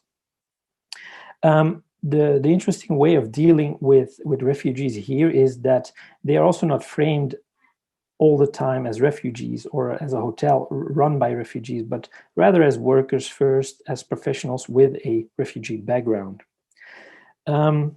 What they've learned along the way was that, of course, you need a certain selection pattern, you need a minimum language ability to employ refugees, and you need also a minimum of extrovert profiles willing to work in this sector. And they have noticed that you need a good ratio of experienced trainers to very much monitor and mentor the trainee refugees that are being educated in the sector. And they've also realized that they, as an organization, want and have to focus on what they can deliver. So basically, they want to train people, give them a professional starting experience, so as mainly to kickstart their careers. And in that sense, they are not an all-round social service. They're very self-aware of this, and their assistance to the target group is tailored as such. Let me now move on to the European Trade Union Confederation, which was leading the Labor Int 2 project in Brussels, Belgium. The Labor Int 2 project promotes the inclusion of asylum seekers and refugees in the labor market, building on the interest and already existing capacities of trade unions, businesses, and migrant associations. They cater for the education and training and job placement of refugees. And it is a European-wide collaboration, but all the actions are implemented local in the individual EU member states. The European Trade Union Confederation, as the coordinating organization in Labour Int, sought to center the project implementation on the basis of such core values as solidarity, labor rights, and social dialogue. The objectives were to promote decent work as a key part of the integration process, but also to advocate for a rights-based approach to integration, which is often forgotten in favor of language courses or a unifocal perspective on labor and on work. The Labour In project and ETUC, the Confederation, has built on its existing capacities in Belgium, but also in Europe, and its existing connection with employers around Europe. They have as such sensitized key partners, and here I intend, of course, employer organizations, about the fact that there is a joint interest in supporting a stable and skilled workforce by guaranteeing equal opportunity of treatment, and as such, workers would also be more adaptable to the needs of companies. So the Labour Int project was extended into a second phase, now starting with Labour Int 2 in 2017.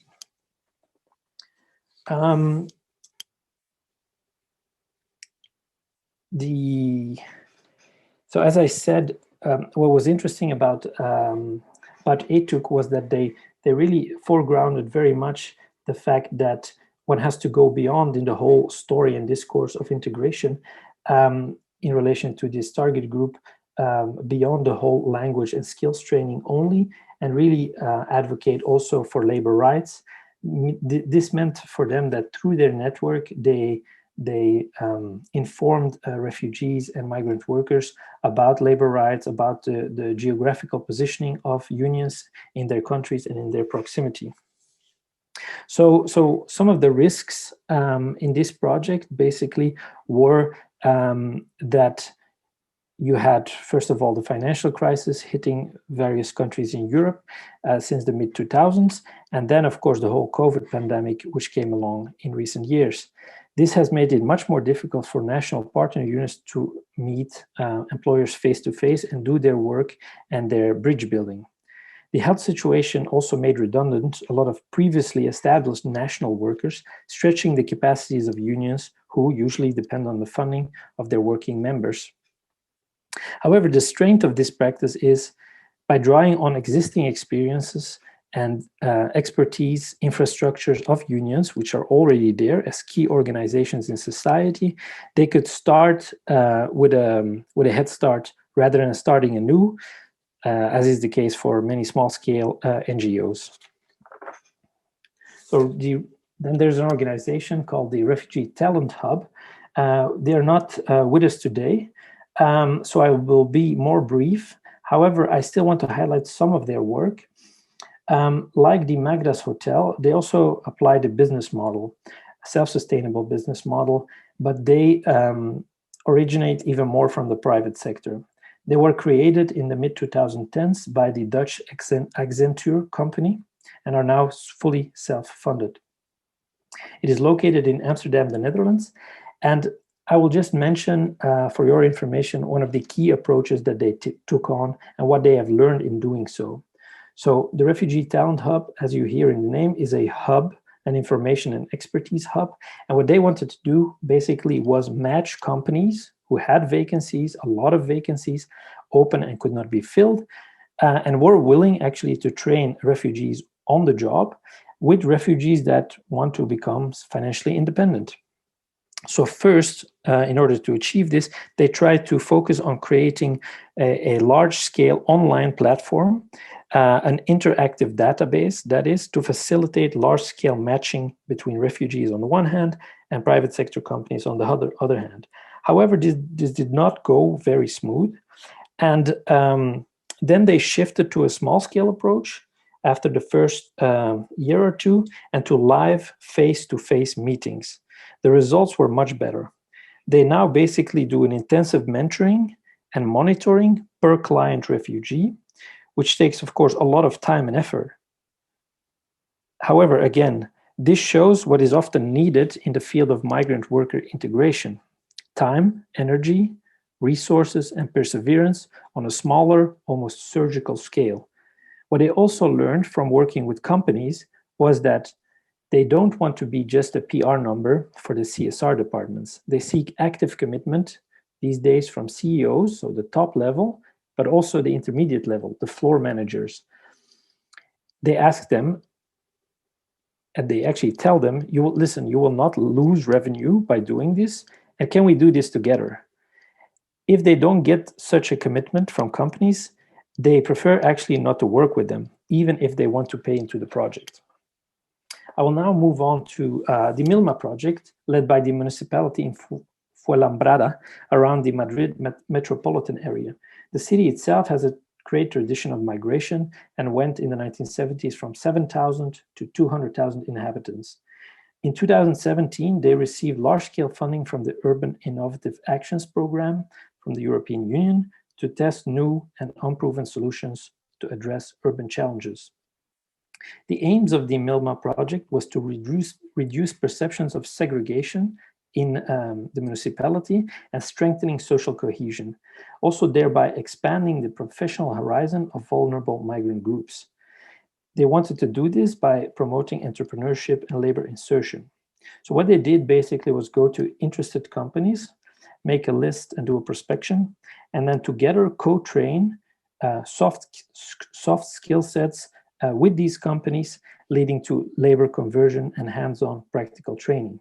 Afterwards, they would do a joint evaluation with these companies on whether the trainee could be employed regularly or not.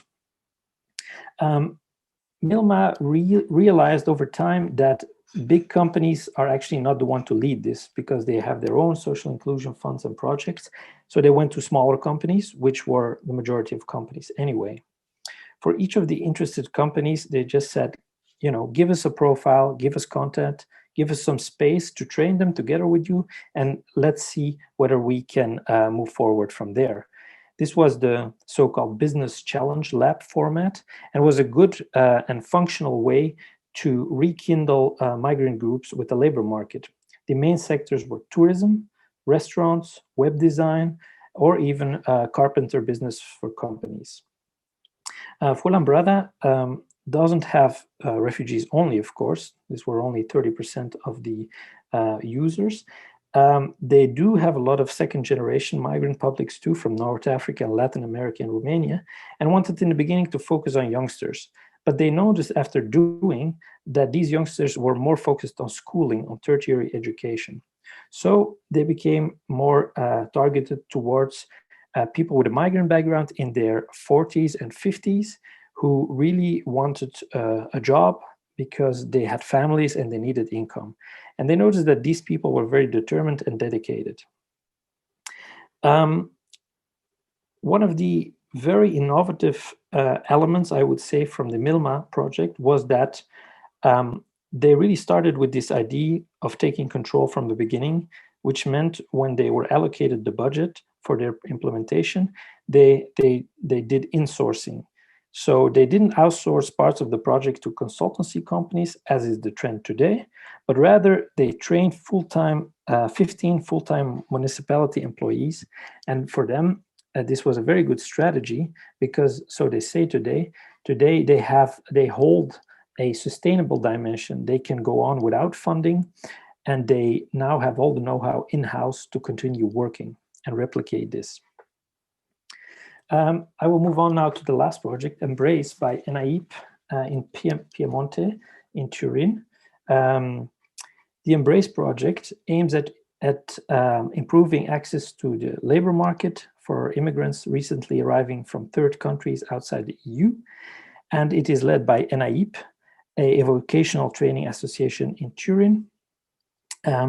And what the Embrace project tried was to devise a methodology, a working methodology, able to identify, document, and validate non-formal and informal skills, which immigrants had acquired in their origin country As such, it promotes a philosophy of inclusive skill recognition.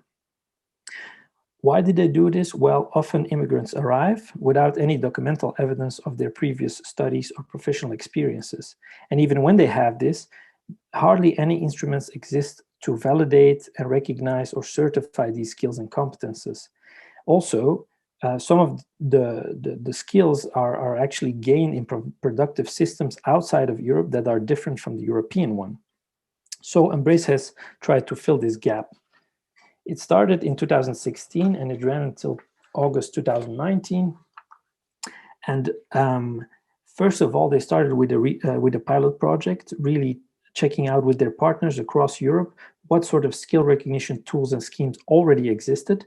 And they realized there wasn't much. So they understood they had to develop the groundwork themselves. And they came up with a skills identification, validation, and certification tool.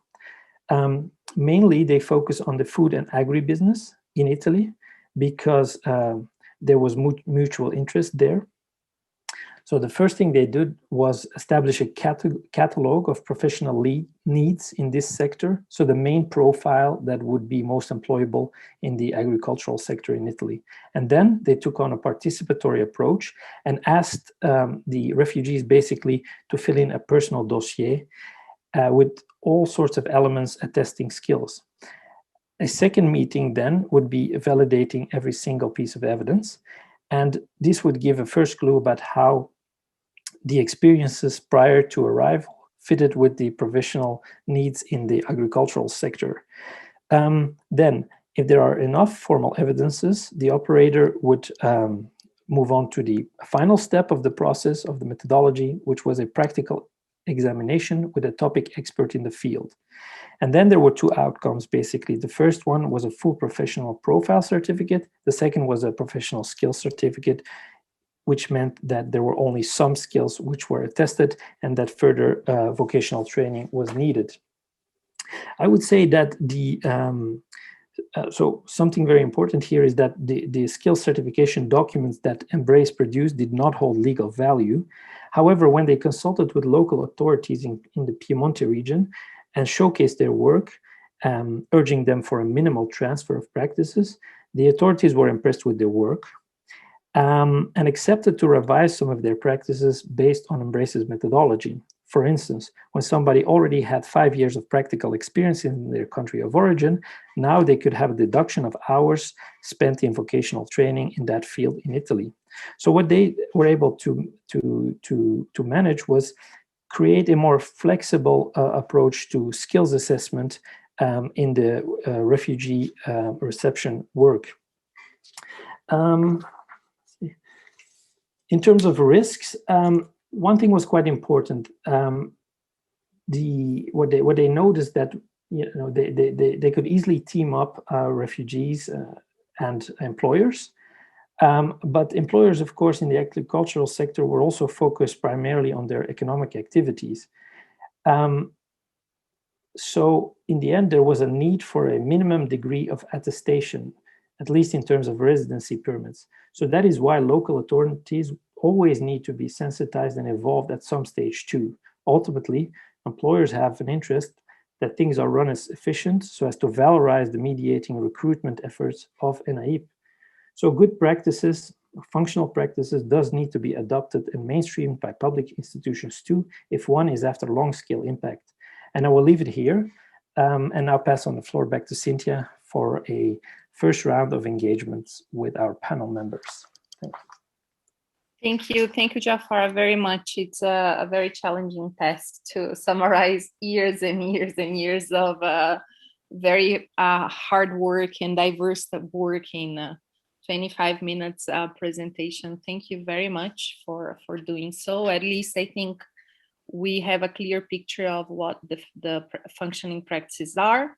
And we are now going to get first-hand information from the practitioners who were not just involved in the idealization, but in the implementation and also in the involvement of how things evolved and changed over time. So we have one question here from Ali Chabuk. asking if we came across any projects that mobilize businesses run by the immigrants who could absorb refugees from their countries of origin. We have not come across any type of projects in the initial mapping that we did. We, as ITCILO, have not heard under this research such experience. I leave it open to the panelists in case you know, to the guest speakers, if you know anything like that, please share. I know one experience similar, but not for refugee inclusion, not economic inclusion, but social inclusion of refugees in Canada, but it's more directly to university students. So I leave it here. I would like to ask our speakers, would like to invite one by one to present yourself. We have a little order here. To present yourself by state your name, the organization that you work for, the project that you've been involved, and make an open statement about the presentation that Jafar did. What would you like to complement? What was missing as the first message that you like the audience to know? So I would like to invite Mara to open your mic and to present yourself, your organization, your project, and perhaps complement Jafar's presentation by sharing a key message. Buon pomeriggio a tutti e vi ringrazio per... Good afternoon, everyone. Thank you very much for inviting me. I am Mara Lacqua. I am chairwoman of the Cambalace based in Alessandria in Piedmont, Italy. And I found the graphics of the used in the presentation. They were beautiful. They were very nice and also effective in delivering the messages, in telling the work behind all the projects. Providing a sentence makes me quite unprepared, but the motto that we use, the slogan that we use for a project, inspiring ourselves from the B world to create value, means leaving room to contaminations. Okay, thank you, Mara. Thank you very much. I would like to ask Gabriela to present herself and complement with the key message you'd like to share with us. Gabriela, please, yes. The floor is yours. Hello, hi, I'm Gabriela and head of Magnus Hotel here in Vienna. And I'm sitting here in our hotel in one of our meeting rooms behind a little library. And it's hard to actually top these wonderful graphics. And Jafar, probably what we want to do here in Magnus Hotel is really focus on the talents and on the potential of the people. And show to Austria and to people in Austria what these people can contribute to our society and how they can enrich our society and not only fill gaps we have in our labor market, but they really can kind of make more out of it.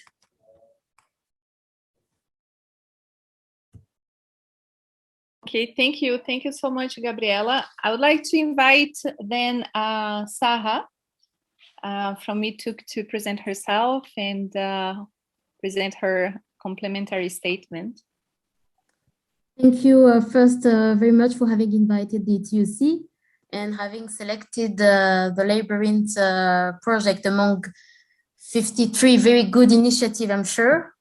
So I am a project officer at the ETUC, responsible for the implementation of project related to migration. So for those who don't know, the ETUC, this is the Confederation, European Trade Union Confederation of 45 million members, workers from 90 European Trade Union organization and federation. So this is, a big organization, I would say, reflecting the the voice of millions of workers. Thank you very much, Jafar, for this very good presentation, and congratulations to the graphist, because it's an amazing job, I can say. My colleague Mercedes Miletti who had the interview with you, is currently in Italy, and this is why I am replacing her. So maybe you have seen on the graphic that it was Mercedes Miletti, and you can see that I'm a different person. So yeah, she's currently in Italy to promote the Labyrinth 2 outcomes, actually, in a festival in Montepulciano. So voila. I would just say that, yeah, at DTUC, we strive for an European policy based on solidarity, equality, inclusion. We have put the integration of migrants in the labor market, in the society, really high on our agenda since years, long before the so-called refugee crisis. And I would just complement by this, our members are really committed to fight and prevent labor exploitation, social dumping, and unfair competition. This is why the commitment of trade unionists is essential for the integration of refugees into the labor market. Voilà, I would end here, and I give you the floor. Back to you, Cynthia. Thank you, Sarah, very much. So I'd like to give the floor to Alba from the Muma project. Alba, if you can unmute yourself. Hello, can you hear me well? Yes, okay. We can hear you. First of all, thank you for letting me the opportunity of joining you today. I'm Alba, and I'm currently working as a European project officer, but during the past 3 years, I have been implementing, monitoring, and working also in the evaluation and justification of the MILMA project.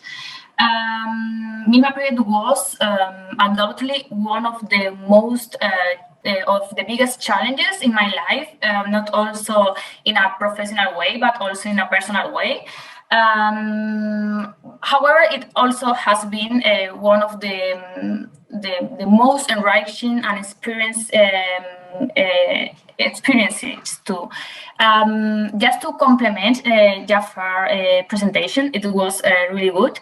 I want to say that it's important to develop projects that are flexible and count also with the support of NGOs and other entities that are working as the same as you.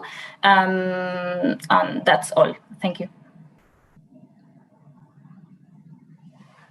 Unmute myself. Thank you, Alba. Thank you very much. And last but not least, I'd like to invite Francesca Costero from NAIP to give her self-presentation and also her additional comments. Grazie mille, Cinzia. Grazie di aver... Thank you very much. Thanks for inviting us, as usual. So the graphics was so nice, and I thought you could see a boy. The boy was my colleague Davide, because he and I worked on the project at different level, because there's a good level of interchangeability between us.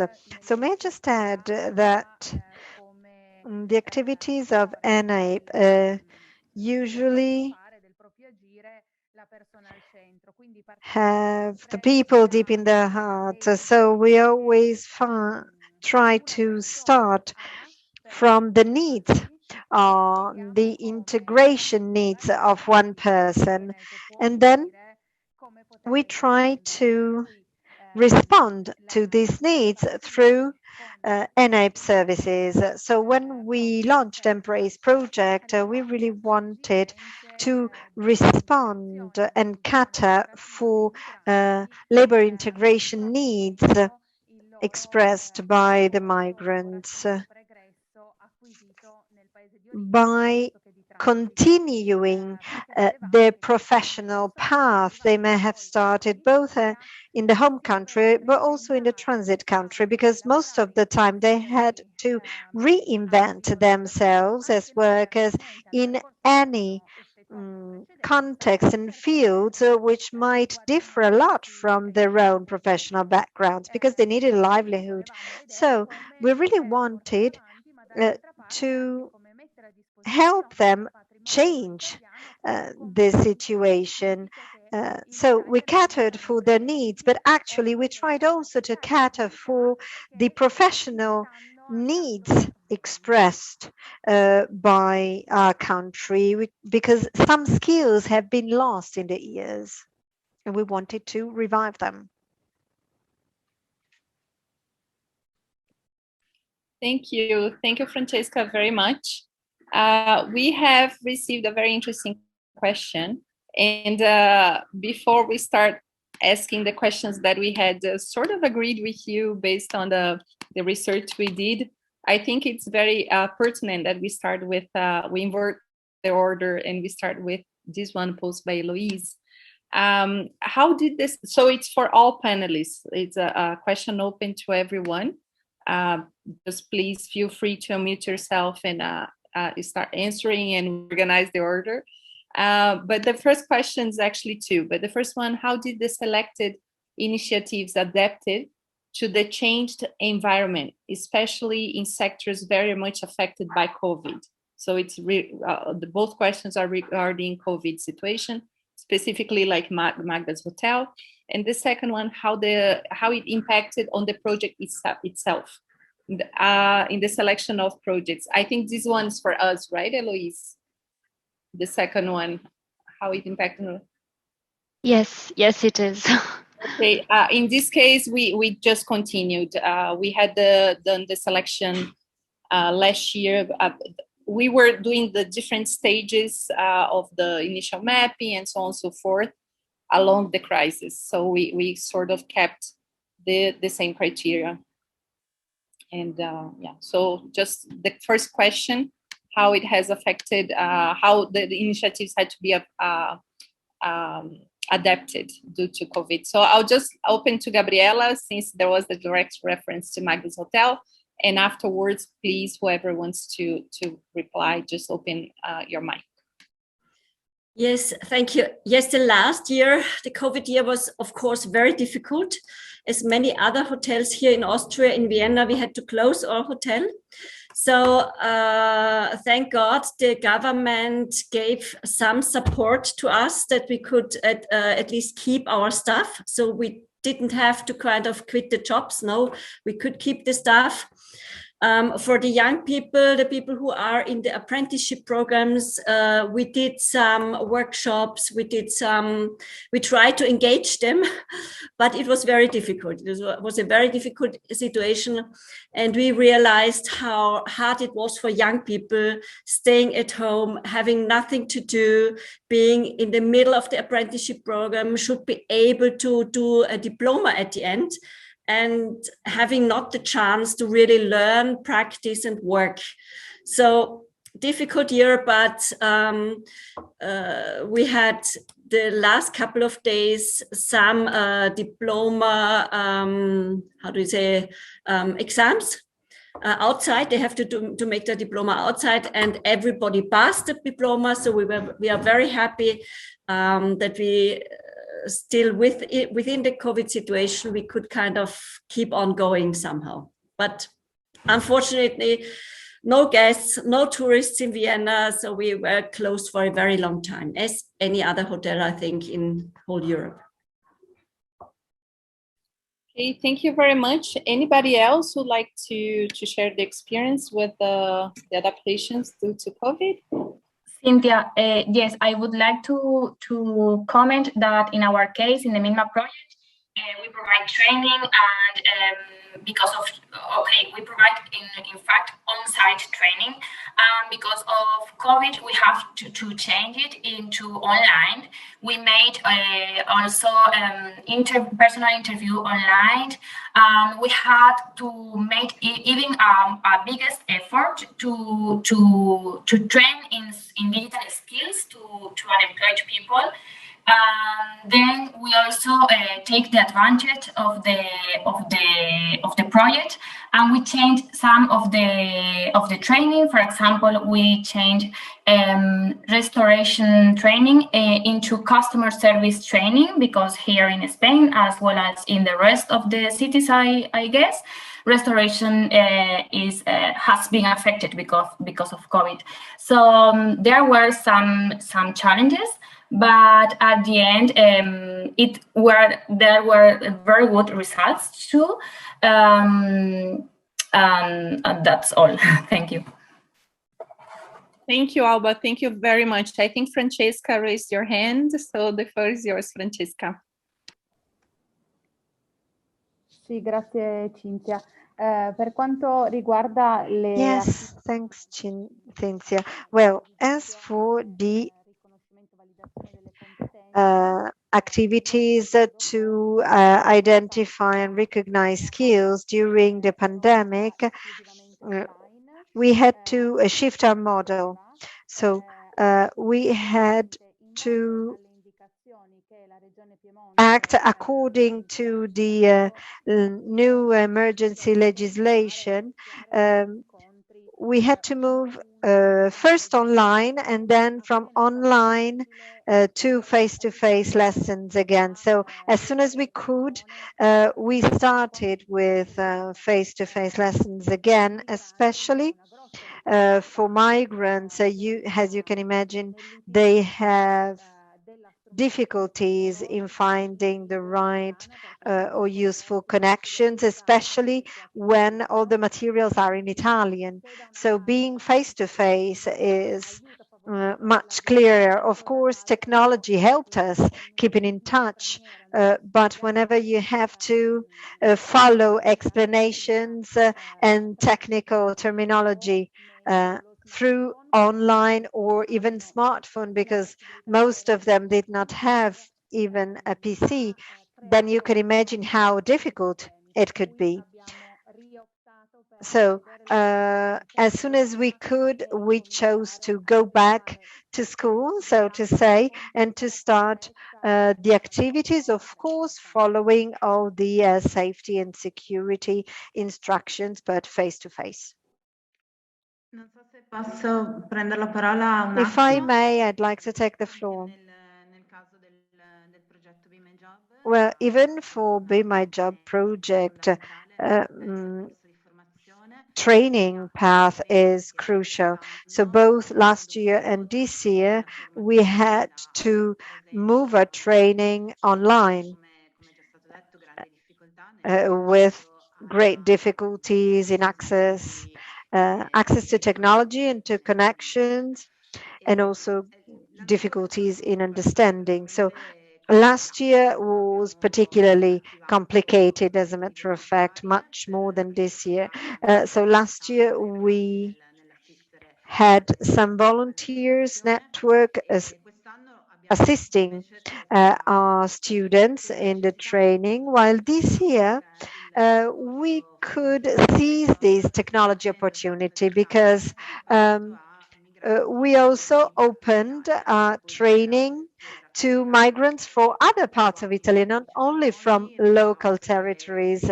So there were people connected from other countries, from Sicily to Tuscany to many other regions. And so we turned the difficulty into an opportunity so we could increase a cohort of participants. Then another difficulty was connected to job placement, because this is the further steps after training. And we usually place our trainees in across Italy. So especially at the, let's say, in the early period of the pandemic, we had been negatively impacted by the impossibility to move across the regions, and so they couldn't be placed. It is also true, though, that some students could be placed, and in this case, they are still working in the same companies and in the same realities. So we could create good possibilities and connection for the future too. Of the European Trade Union Confederation, is there something you would like to say about the COVID-related situation and the unions that are being stretched in terms of their services? Thank you, Jafar. The situation is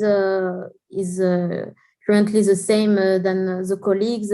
I would say that we faced, not we at Z2C, but our local partners faced a lot of difficulties because migrants couldn't attend physically the training that we planned for 2 years. And we had to train them to ICT and digital tools, first of all, and secondly, not all of them were having access to computers or smartphones, or so. Yeah, this is one of the main difficulties. So we had to postpone a lot, many of our trainings and activities.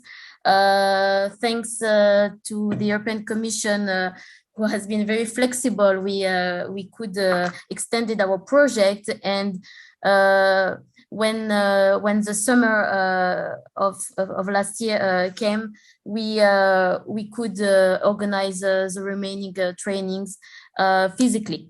And this is something, well, it's I won't say it's better to have it physically, but it's important to have real physical contacts, I would say, with the refugees and asylum seekers, because a lot of them can feel lonely, especially with the COVID pandemic. And it's really important, I would say, to keep physical contacts with them. Even we have to live in 2021 and to live with computers and internet and so on. But yeah, so it was a nice thing to have been able to keep our trainings in a physical way, and at the same time having them trained with the digital tools and smartphones application and so on. So voila, I would say that the difficulties are the same that the one that the other partners faced. Voilà. I see. Yeah, I'm sure this is a challenging time for everyone. Let me now move on by asking a question on sustainability, and I'll start with Gabriella from Magnus Hotel. What were the benefits of focusing on an approach that promotes social business rather than advocating for the economic inclusion of refugees only through an NGO format or a social public format? And what are the lessons that can be learned from your social business / private sector format experience? Well, I think advocating is one thing, but we did it in the beginning, but we realized things didn't move quick enough. So we said, okay, we think Austria needs a lighthouse project so that many other hotels or restaurants or companies from the tourism industry kind of see that it works, yeah, that people can be integrated and we can have a success with this. So we went for this way. And the other thing, we wanted to be independent. Yeah, the political situation can vary quite a lot in Austria. A couple of years ago, we had more a right-wing government, and they would never ever have financed a project like ours. But as a social business, where we earn the money we need for the project, we are independent. And we can decide what goals do we want to reach, how big should the project be.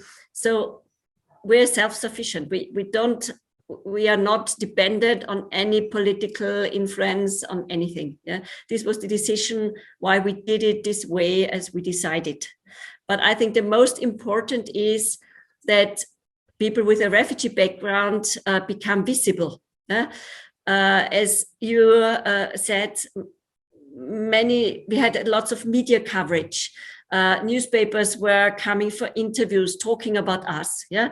So after our opening, I had lots of discussions with other hotels who came to us and said, how does this work? How could we start a program, an apprenticeship program? How could we integrate? So I think because we did it, a hands-on project, many other companies saw, it's not so difficult, it works.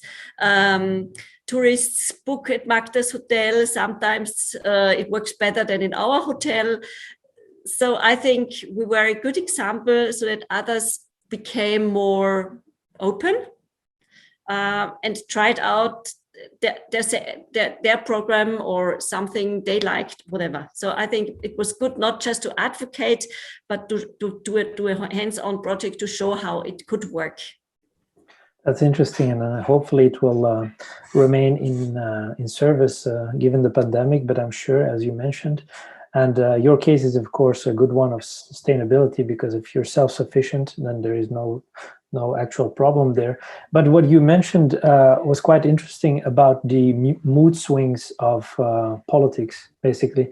And I remember talking to Mara Alacqua from Be My Job, who said that, sometimes there are certain difficulties in dealing, when you are an NGO, in dealing with the municipal authorities or et cetera, because a certain political lenience might be there. So this takes a lot of time and effort also to navigate diplomatically that terrain. So it's interesting how you say that you were exempted to a certain degree from that. Let me move on. Pardon. Let me move on to a question that I will ask now to Alba from the Milma project, also about sustainability. So sustainability in your project, how did it develop over time, over the years? And is there any lessons that you would want to share with the audience in terms of sustainability and carrying forth a project into the future? Given that I also mentioned that you insourced a lot of the personnel from day one. Yeah, okay. Although the financing period by the UEA has already concluded, the City Hall has assumed its own financing. So it will ensure the sustainability of Milma. It was because the project results show that it is positive to continue to focus on the economic and social inclusion of unemployed people. The City Council in this case believes that this really will reverse for the city in a medium-long term. Given this project was not only focused on the integration of refugees and asylum seekers, but on the integration of immigrants in general, there are some relevant results in terms of job integration of refugees. A total of 48 refugees had participated in the project. From these people, 17 found a job in the following 3 months after their participation. Thus, it means that 35.4% of refugees and asylum seekers who participated in Milma found a job. Because of this situation, we consider that the project could be replicated, but you have to respect its flexibility. Lessons learned are that you have to be careful on the changes in the labor market. It is important to count on the support of companies if you want to get these results. Also, it's important to count on the NGOs involved in integration and inclusion tasks. It's probably that they will help you in the attraction of potential participants, as it happened in our case, and then you will help them by relieving them of workloads. Moreover, it's important to also work on soft skills. People do not only need technical or practical training, but soft skills. in our case, we saw that many people do not have digital skills or communication competencies, or they were out of date on the active job search. So preventing work, and this will result in the good exchanges experience between local and immigrant people too. Well, I think that's more or less some key ideas to ensure sustainability. Also, in our case, it's important the political support. And it's not like the case of Gabriela. So, well, thank you.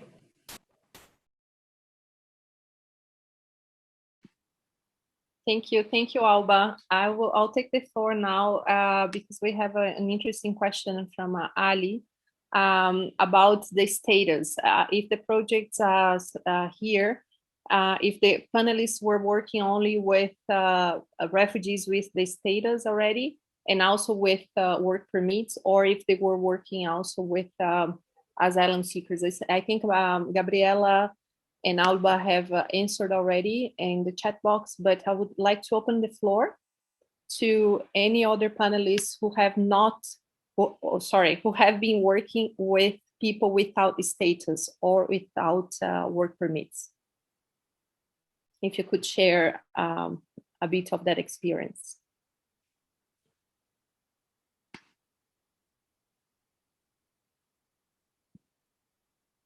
Well, perhaps because in Milma they have been working with people without status, but perhaps other panelists have not.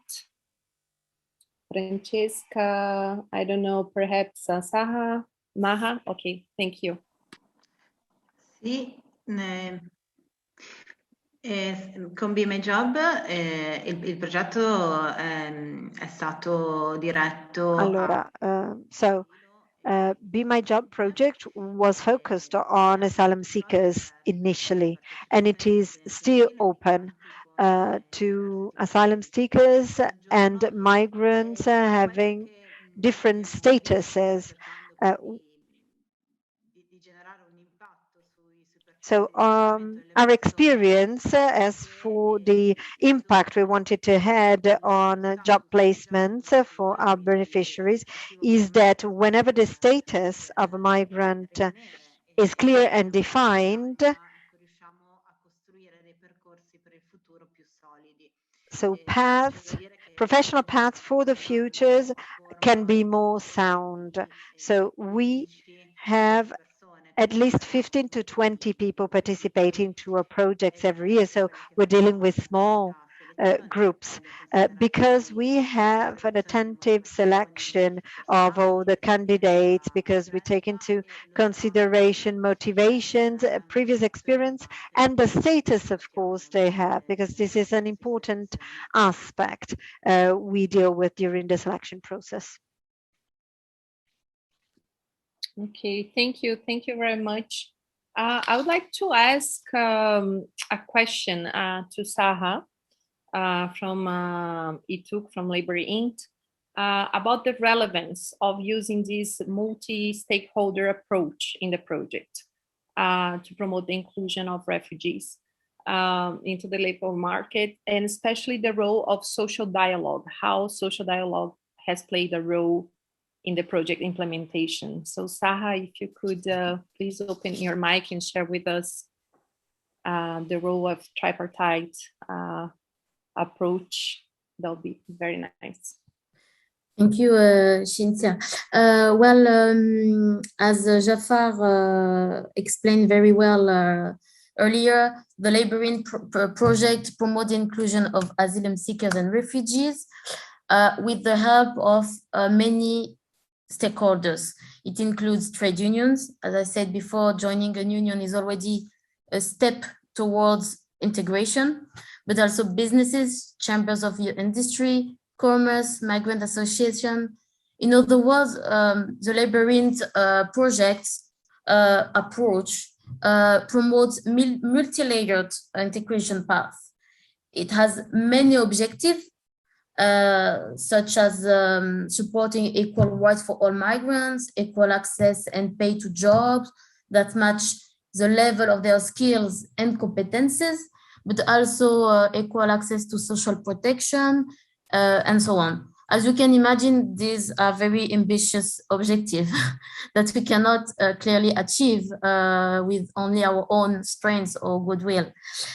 Therefore, the multi-stakeholder and multi-level approach is required if you want to be successful.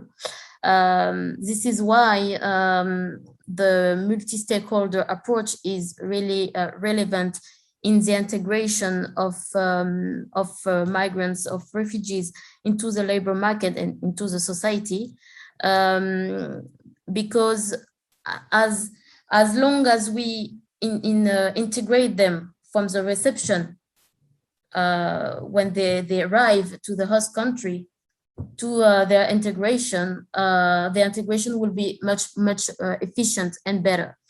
And this project is typically the result of joint efforts, I would say, and coordination from actors at different levels, local, regional, national, European level. So I won't say it's a bottom-up approach or top-down approach. No, I would say that it is a coordination between all the different stakeholders.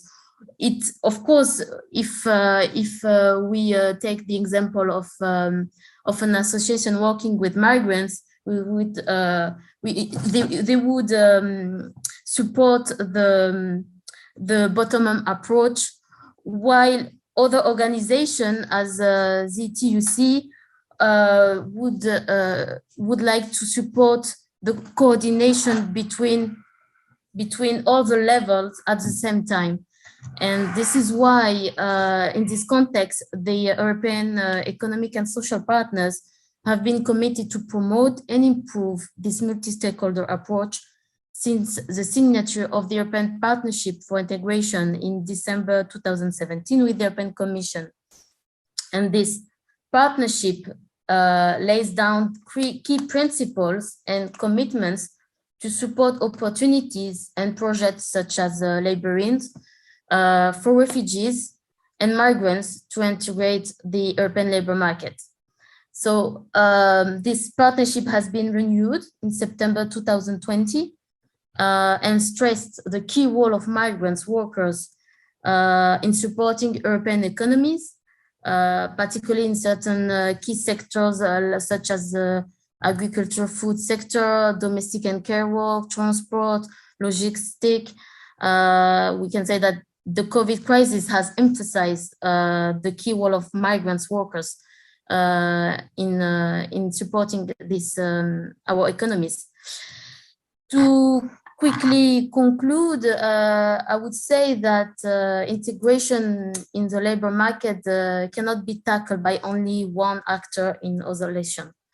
All actors involved must work together to create the best condition for quick and effective integration of refugees in the labor market, and therefore social dialogue is key in this integration process. Although the situation throughout Europe vary greatly, we cannot say that this is similar everywhere. There are many common challenges and consideration when it comes to integrated refugees, which need to be treated as long-term investment for European societies. And this is why, yeah, I would say that all actors should work together and to reinforce the possibility for the refugees to effectively use their skills and qualification and be better integrated into our societies. Thank you. Thank you, Sarah, very much. Francesca, we would like to know a little bit more about the adaptation that the Embrace project had to do when it came to the certification of skills in the agri-food and restaurant sectors. We understand that you had the aim to have a full certification process, but then you had to adapt and develop this partial certification process. So if you could share a bit with us how the dynamic took place, that would be very, very nice.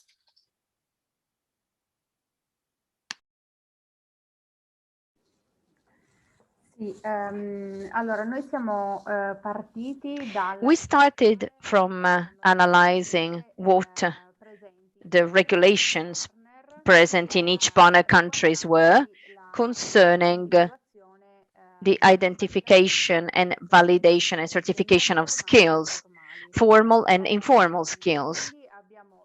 And therefore, we found totally different approaches. On the one hand, in Germany, they worked a lot with the private sector. On the contrary, in Spain and in Italy, we tend to work a lot with the public entities. In Spain, for instance, solely the employment centers, the public employment centers, are the ones in charge of acknowledging and recognizing skills. In Italy and in Piedmont, because at the national level in Italy, the competence is regional, the regional authority required the certified entities to carry out this type of task. In France, there is still different situation. So for each country, we have analyzed the different processes of each nation, and we understood the strengths and the weaknesses of each process.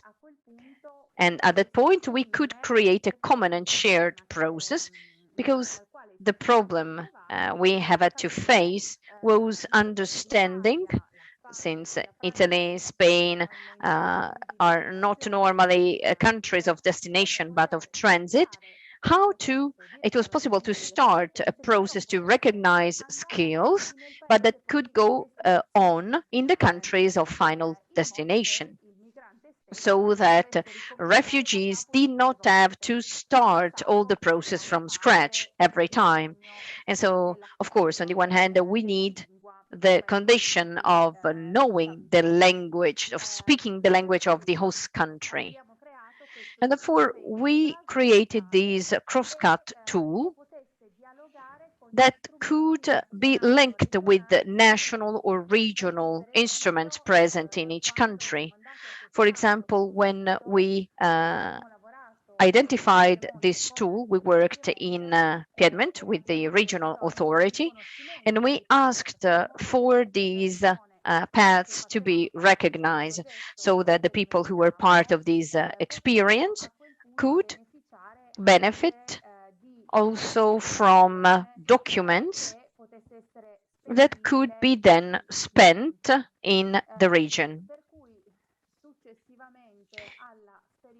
After that, after this experience, we realized that since in this experience, and this is one of the lessons that we have learned in this cross-cut 3-year project, so one of the elements was the use not only of the formal documents that was brought to us, because many migrants do not leave their countries of origin taking along copies of contracts or agreements, if they exist, because then there is the entire problem of the informal sector that is very much present in many countries.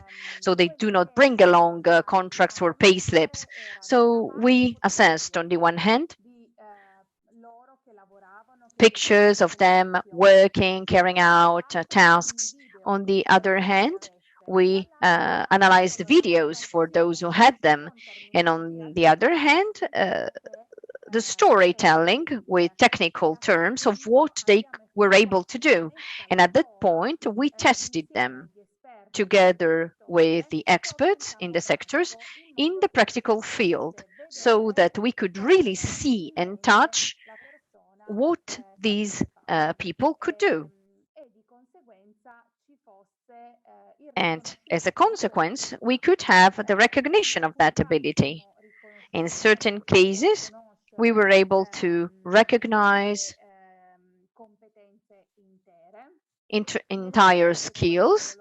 In some other cases, we were only partially able to recognize the skills, because then the challenge was that in order to have the certification of skills, it is necessary to pass a test. It could be a test in a a company or in a recognized entity, but it is a situation where, on the one hand, migrants need to have a competence, they need to be skilled in the language of the host country, and on the other hand, exam sessions are only held once or twice a year, and they are institutional moments.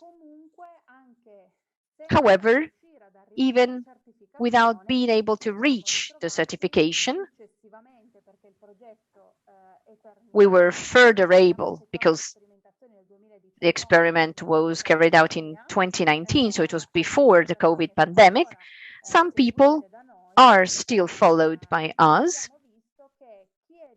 And following this experience, we saw that those who were able to recognize their skills and show their skills were facilitated in being inserted in the labor market, in finding a new job, or in being inserted in their sectors, in the sectors for which they already had skills. I don't know whether I provided you with a full answer. No, thank you, Francesca. I would, Jafar, just a second before I give you the floor. I'll just call attention that some interesting questions are still being posted in the chat, and some of them we might not have the time to bring them to the audience. But since they are there, and some of the panelists start replying them already in writing, I would encourage other people to do it, so to see the questions and reply in writing. And we go to a final question by Jafar. Perfect, thank you, Cynthia. I would like to ask Gabriela from Magnus Hotel, and maybe the answer can be brief, but it's also an opportunity for you, I think, because I want to ask you a question on replicability. So what would be needed in other contexts in Europe, let's say, to develop a similar social business like Magnus Hotel? And maybe there's also people in the audience that you could reach for future partnerships. So maybe a brief answer on that, and then we move to, I give back the floor to the organizers. Yeah, we would love to build a little Magnus chain in Europe or even further. What we need is people with a good market knowledge. Actually, for hotel, you need a good premises, ideally in the middle of the town center, in popular cities where lots of tourists are likely to come. So it's not that easy, but we are convinced that in a couple of years, we will open Magnus Hotel in other countries and in other cities, especially cities, because I think the problem of integrating people with a refugee background into the labor market, we share all over Europe, and focusing on these people and giving them a good chance to kind of show their talents and their potential. I think a hotel is the best place to do that, because it's an open place, and everybody is invited to get in contact and contribute. With kind of drinking a coffee, sleeping there, you can kind of integrate people in an easy way. So if you know people who want to open a hotel like Magnus, please let me know. Thank you, Gabriela, very much. And don't forget that when we start having face-to-face events, especially in Europe, that all of our partners here are most welcome to bring the events to Magnus Hotel, as you have nice conference rooms as well. Okay, so thank you very much. It's been very enlightening and very rich. It's always the time constraints is always a pity. We have to struggle with that. We also hope that we were having this event face to face, that we could have a nice lunch afterwards, or maybe dinner. Over there is dinner, here is lunch for me, and some coffee as well to keep furthering the exchange and the knowledge. But time's up. I would like, before we break to the closing session, I would like to thank all the panelists for all of your time over the past weeks and past months. sharing information with us, clarifying things with us, and especially for being here. I think listening on firsthand, it's an opportunity that inspires us a lot. So thank you very much, all of you, for being here with us. For all the audience, I would like to thank you as well for being with us. I will give the floor. I'd like to invite Valeria for her closing remarks before I invite Miriam. Okay, Valeria, the floor is yours. Grazie. Grazie. Yes, thank you very much. I would like to share what you said. Thank you very much for the richness of the methods, of the experiences that you have been willing to share with us. And in fact, ITC-ILO has organized this event, and the space was really to focus on the project. And it was very nice that you were able to share these projects, and we could present the ForWork project in a few minutes. But for this mutuality, we would like to invite you to the final meeting of the project. So this project lasted over 3.5 years, that we will do in presence in Turin. So it will be a mixed modality, face-to-face, on the 28th of September in Turin. And I would really like to present it quickly, hoping to invite you. We do not need a window. It's not a window, but it is very important at this time to be strong together and to have more occasion to be able to talk together and to say what we can expect for the future. That can be another occasion. So that's why I would like to invite you. This event will be held, as I said, on the 28th of September in Turin, but also online. It will start at 9 a.m. Turin time. Also, the European Commission will be present because that's an easy project. And we will present these from the institutional point of view. So with the different passages, that's personalized support, career guidance, reinforcement of skills, how we did the job coaching, and also from our part, the recognition of acquired skills for active seeking of jobs. Then we will be talking about mediators and agencies, because we have been able to set up trainships that you can imagine how difficult it was with the pandemic. And then we will have the presentation of the part carried out in Albania, and finally the part entrusted, because the first part will be chaired by Empali for Cortecipa and several different agencies, and De Benedetti Foundation will be telling us about the results of the assessment carried out through the method. So we entrusted the assessment to a research entity.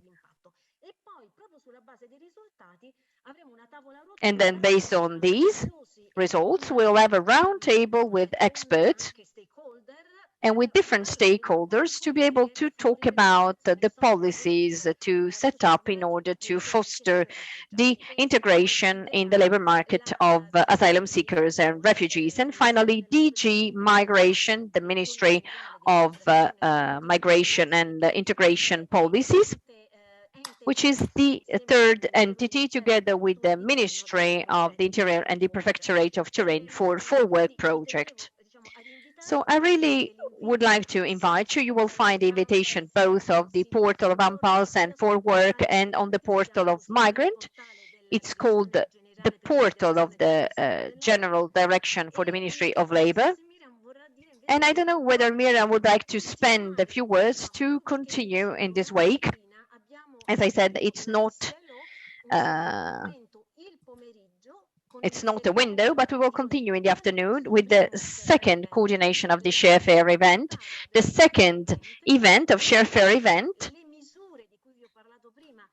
will be to explain the measures that we have experienced with difficulty and lots of passion, and that we have presented in the morning, will be presented by our colleagues, by the practitioners, by those who have carried out these experiences. And so with the possibility of talking about the strengths, the weaknesses, the challenges, and the lessons learned So let us also consider that when we started this project in 2018, the entire institutional framework has changed with the security decrees. And so this was really a difficult kickstart for us with the pandemic, but we have been resilient, and we can say that. So let us hope that we will be together on the 28th of September, both in the morning and the afternoon. You will follow the link for the registration. And if you cannot come in person, you will be able to follow us in streaming. Thank you very much. Thank you very much to you all. Thanks to the colleagues. Today they are spokespersons for the consortium, and so I give it for granted, and I really hope I was good enough to represent my colleagues. Thank you very much. Thank you very much, Valeria. Miriam, the floor is yours. Thank you very much, Cynthia. I will try to be very brief because, in fact, it's already 5:05. And let me also join, indeed, Valeria, for thanking. First, let me thank all the attendees who joined. And I think it's quite interesting to see people from different parts of the world and having a chance to hear what is happening at very often a very local level, whether it's in some specific cities or between alliances of trade unions or different NGOs or even different entrepreneurs. So I think it's very inspiring, in fact, to listen the different cases and had a chance to have you with us today. I think also, we hope that for you, it was also a chance, to provide some visibility of the great action you are implementing beyond Europe and having an audience which is, in fact, maybe the one that you sometimes had a chance to reach. And that I think it's also one of the objectives of the International Training Center of the ILO is to, to bring together practitioners from different parts of the world. And we hope that for you as well, it was useful for the expert today to have a chance to present to such a, I would say, diverse audience. So thanks to the attendees. Thank you very much for joining us and staying with us the whole afternoon. Of course, thanks, Gabriela. I see, I'm going in the sense of the name I see on my screen, if you don't mind. Gabriela, thank you very much. I wrote you a message that definitely I will come in your hotel. I have to say I have a little kid, so I hope you have bed for kids as well. So I will come with my family. Maha, thank you very much as well. I hope also that please indicate where we can find also the product, and I think it's a very nice as well initiative. Francesca, I have to say that I know you for a while, and it's always a pleasure to be able to promote the amazing work done by Unite. I think for us, you're located in Piemonte, and it's true that you are quite an obvious partner of the training center in many different things, but I know Embrace project, and I know that it's a great one. So it's always a pleasure to have you on board. And thanks again for presenting, as usual, ENIPE in some of our events. Sarah, thank you very much as well to representing ETUC. As well, if I might say, ETUC is a quite normal partner for International Training Center, being, trade union, European Trade Union Confederation. But I think it's also very important through your presentation to see how social partners in that specific case, trade unions, can have a great role to play to facilitating the integration of refugees on the labor market. So I think it's, for us, obviously, as International Labour Organization, showing the activities and the great effort made by the social partners is important. So thank you very much for being with us.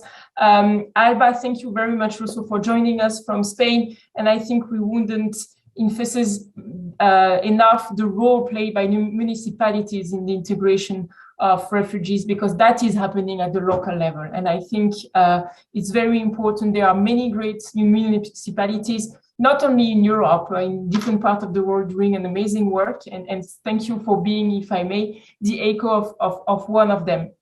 So thanks as well, Alba, for joining us. I see Eloise, who is still with us. As usual, Eloise, I mean, we're working very often together.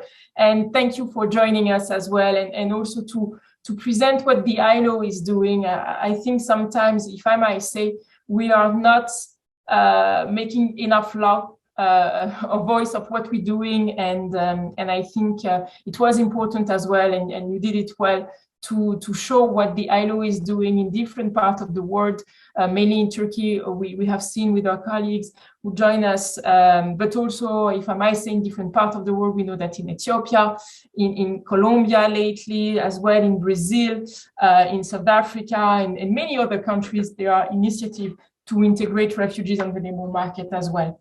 Let me also thank very much, if I may, Jafar and Cynthia, obviously, for the amazing work behind and for your great facilitation. It was nice to have you the whole days. You have been in touch with the different cases for a while, doing interviews, and so thank you very much for your involvement and your patience in that work. And as well, Mario and Hakim, I would say my partners in crimes, for all the work behind.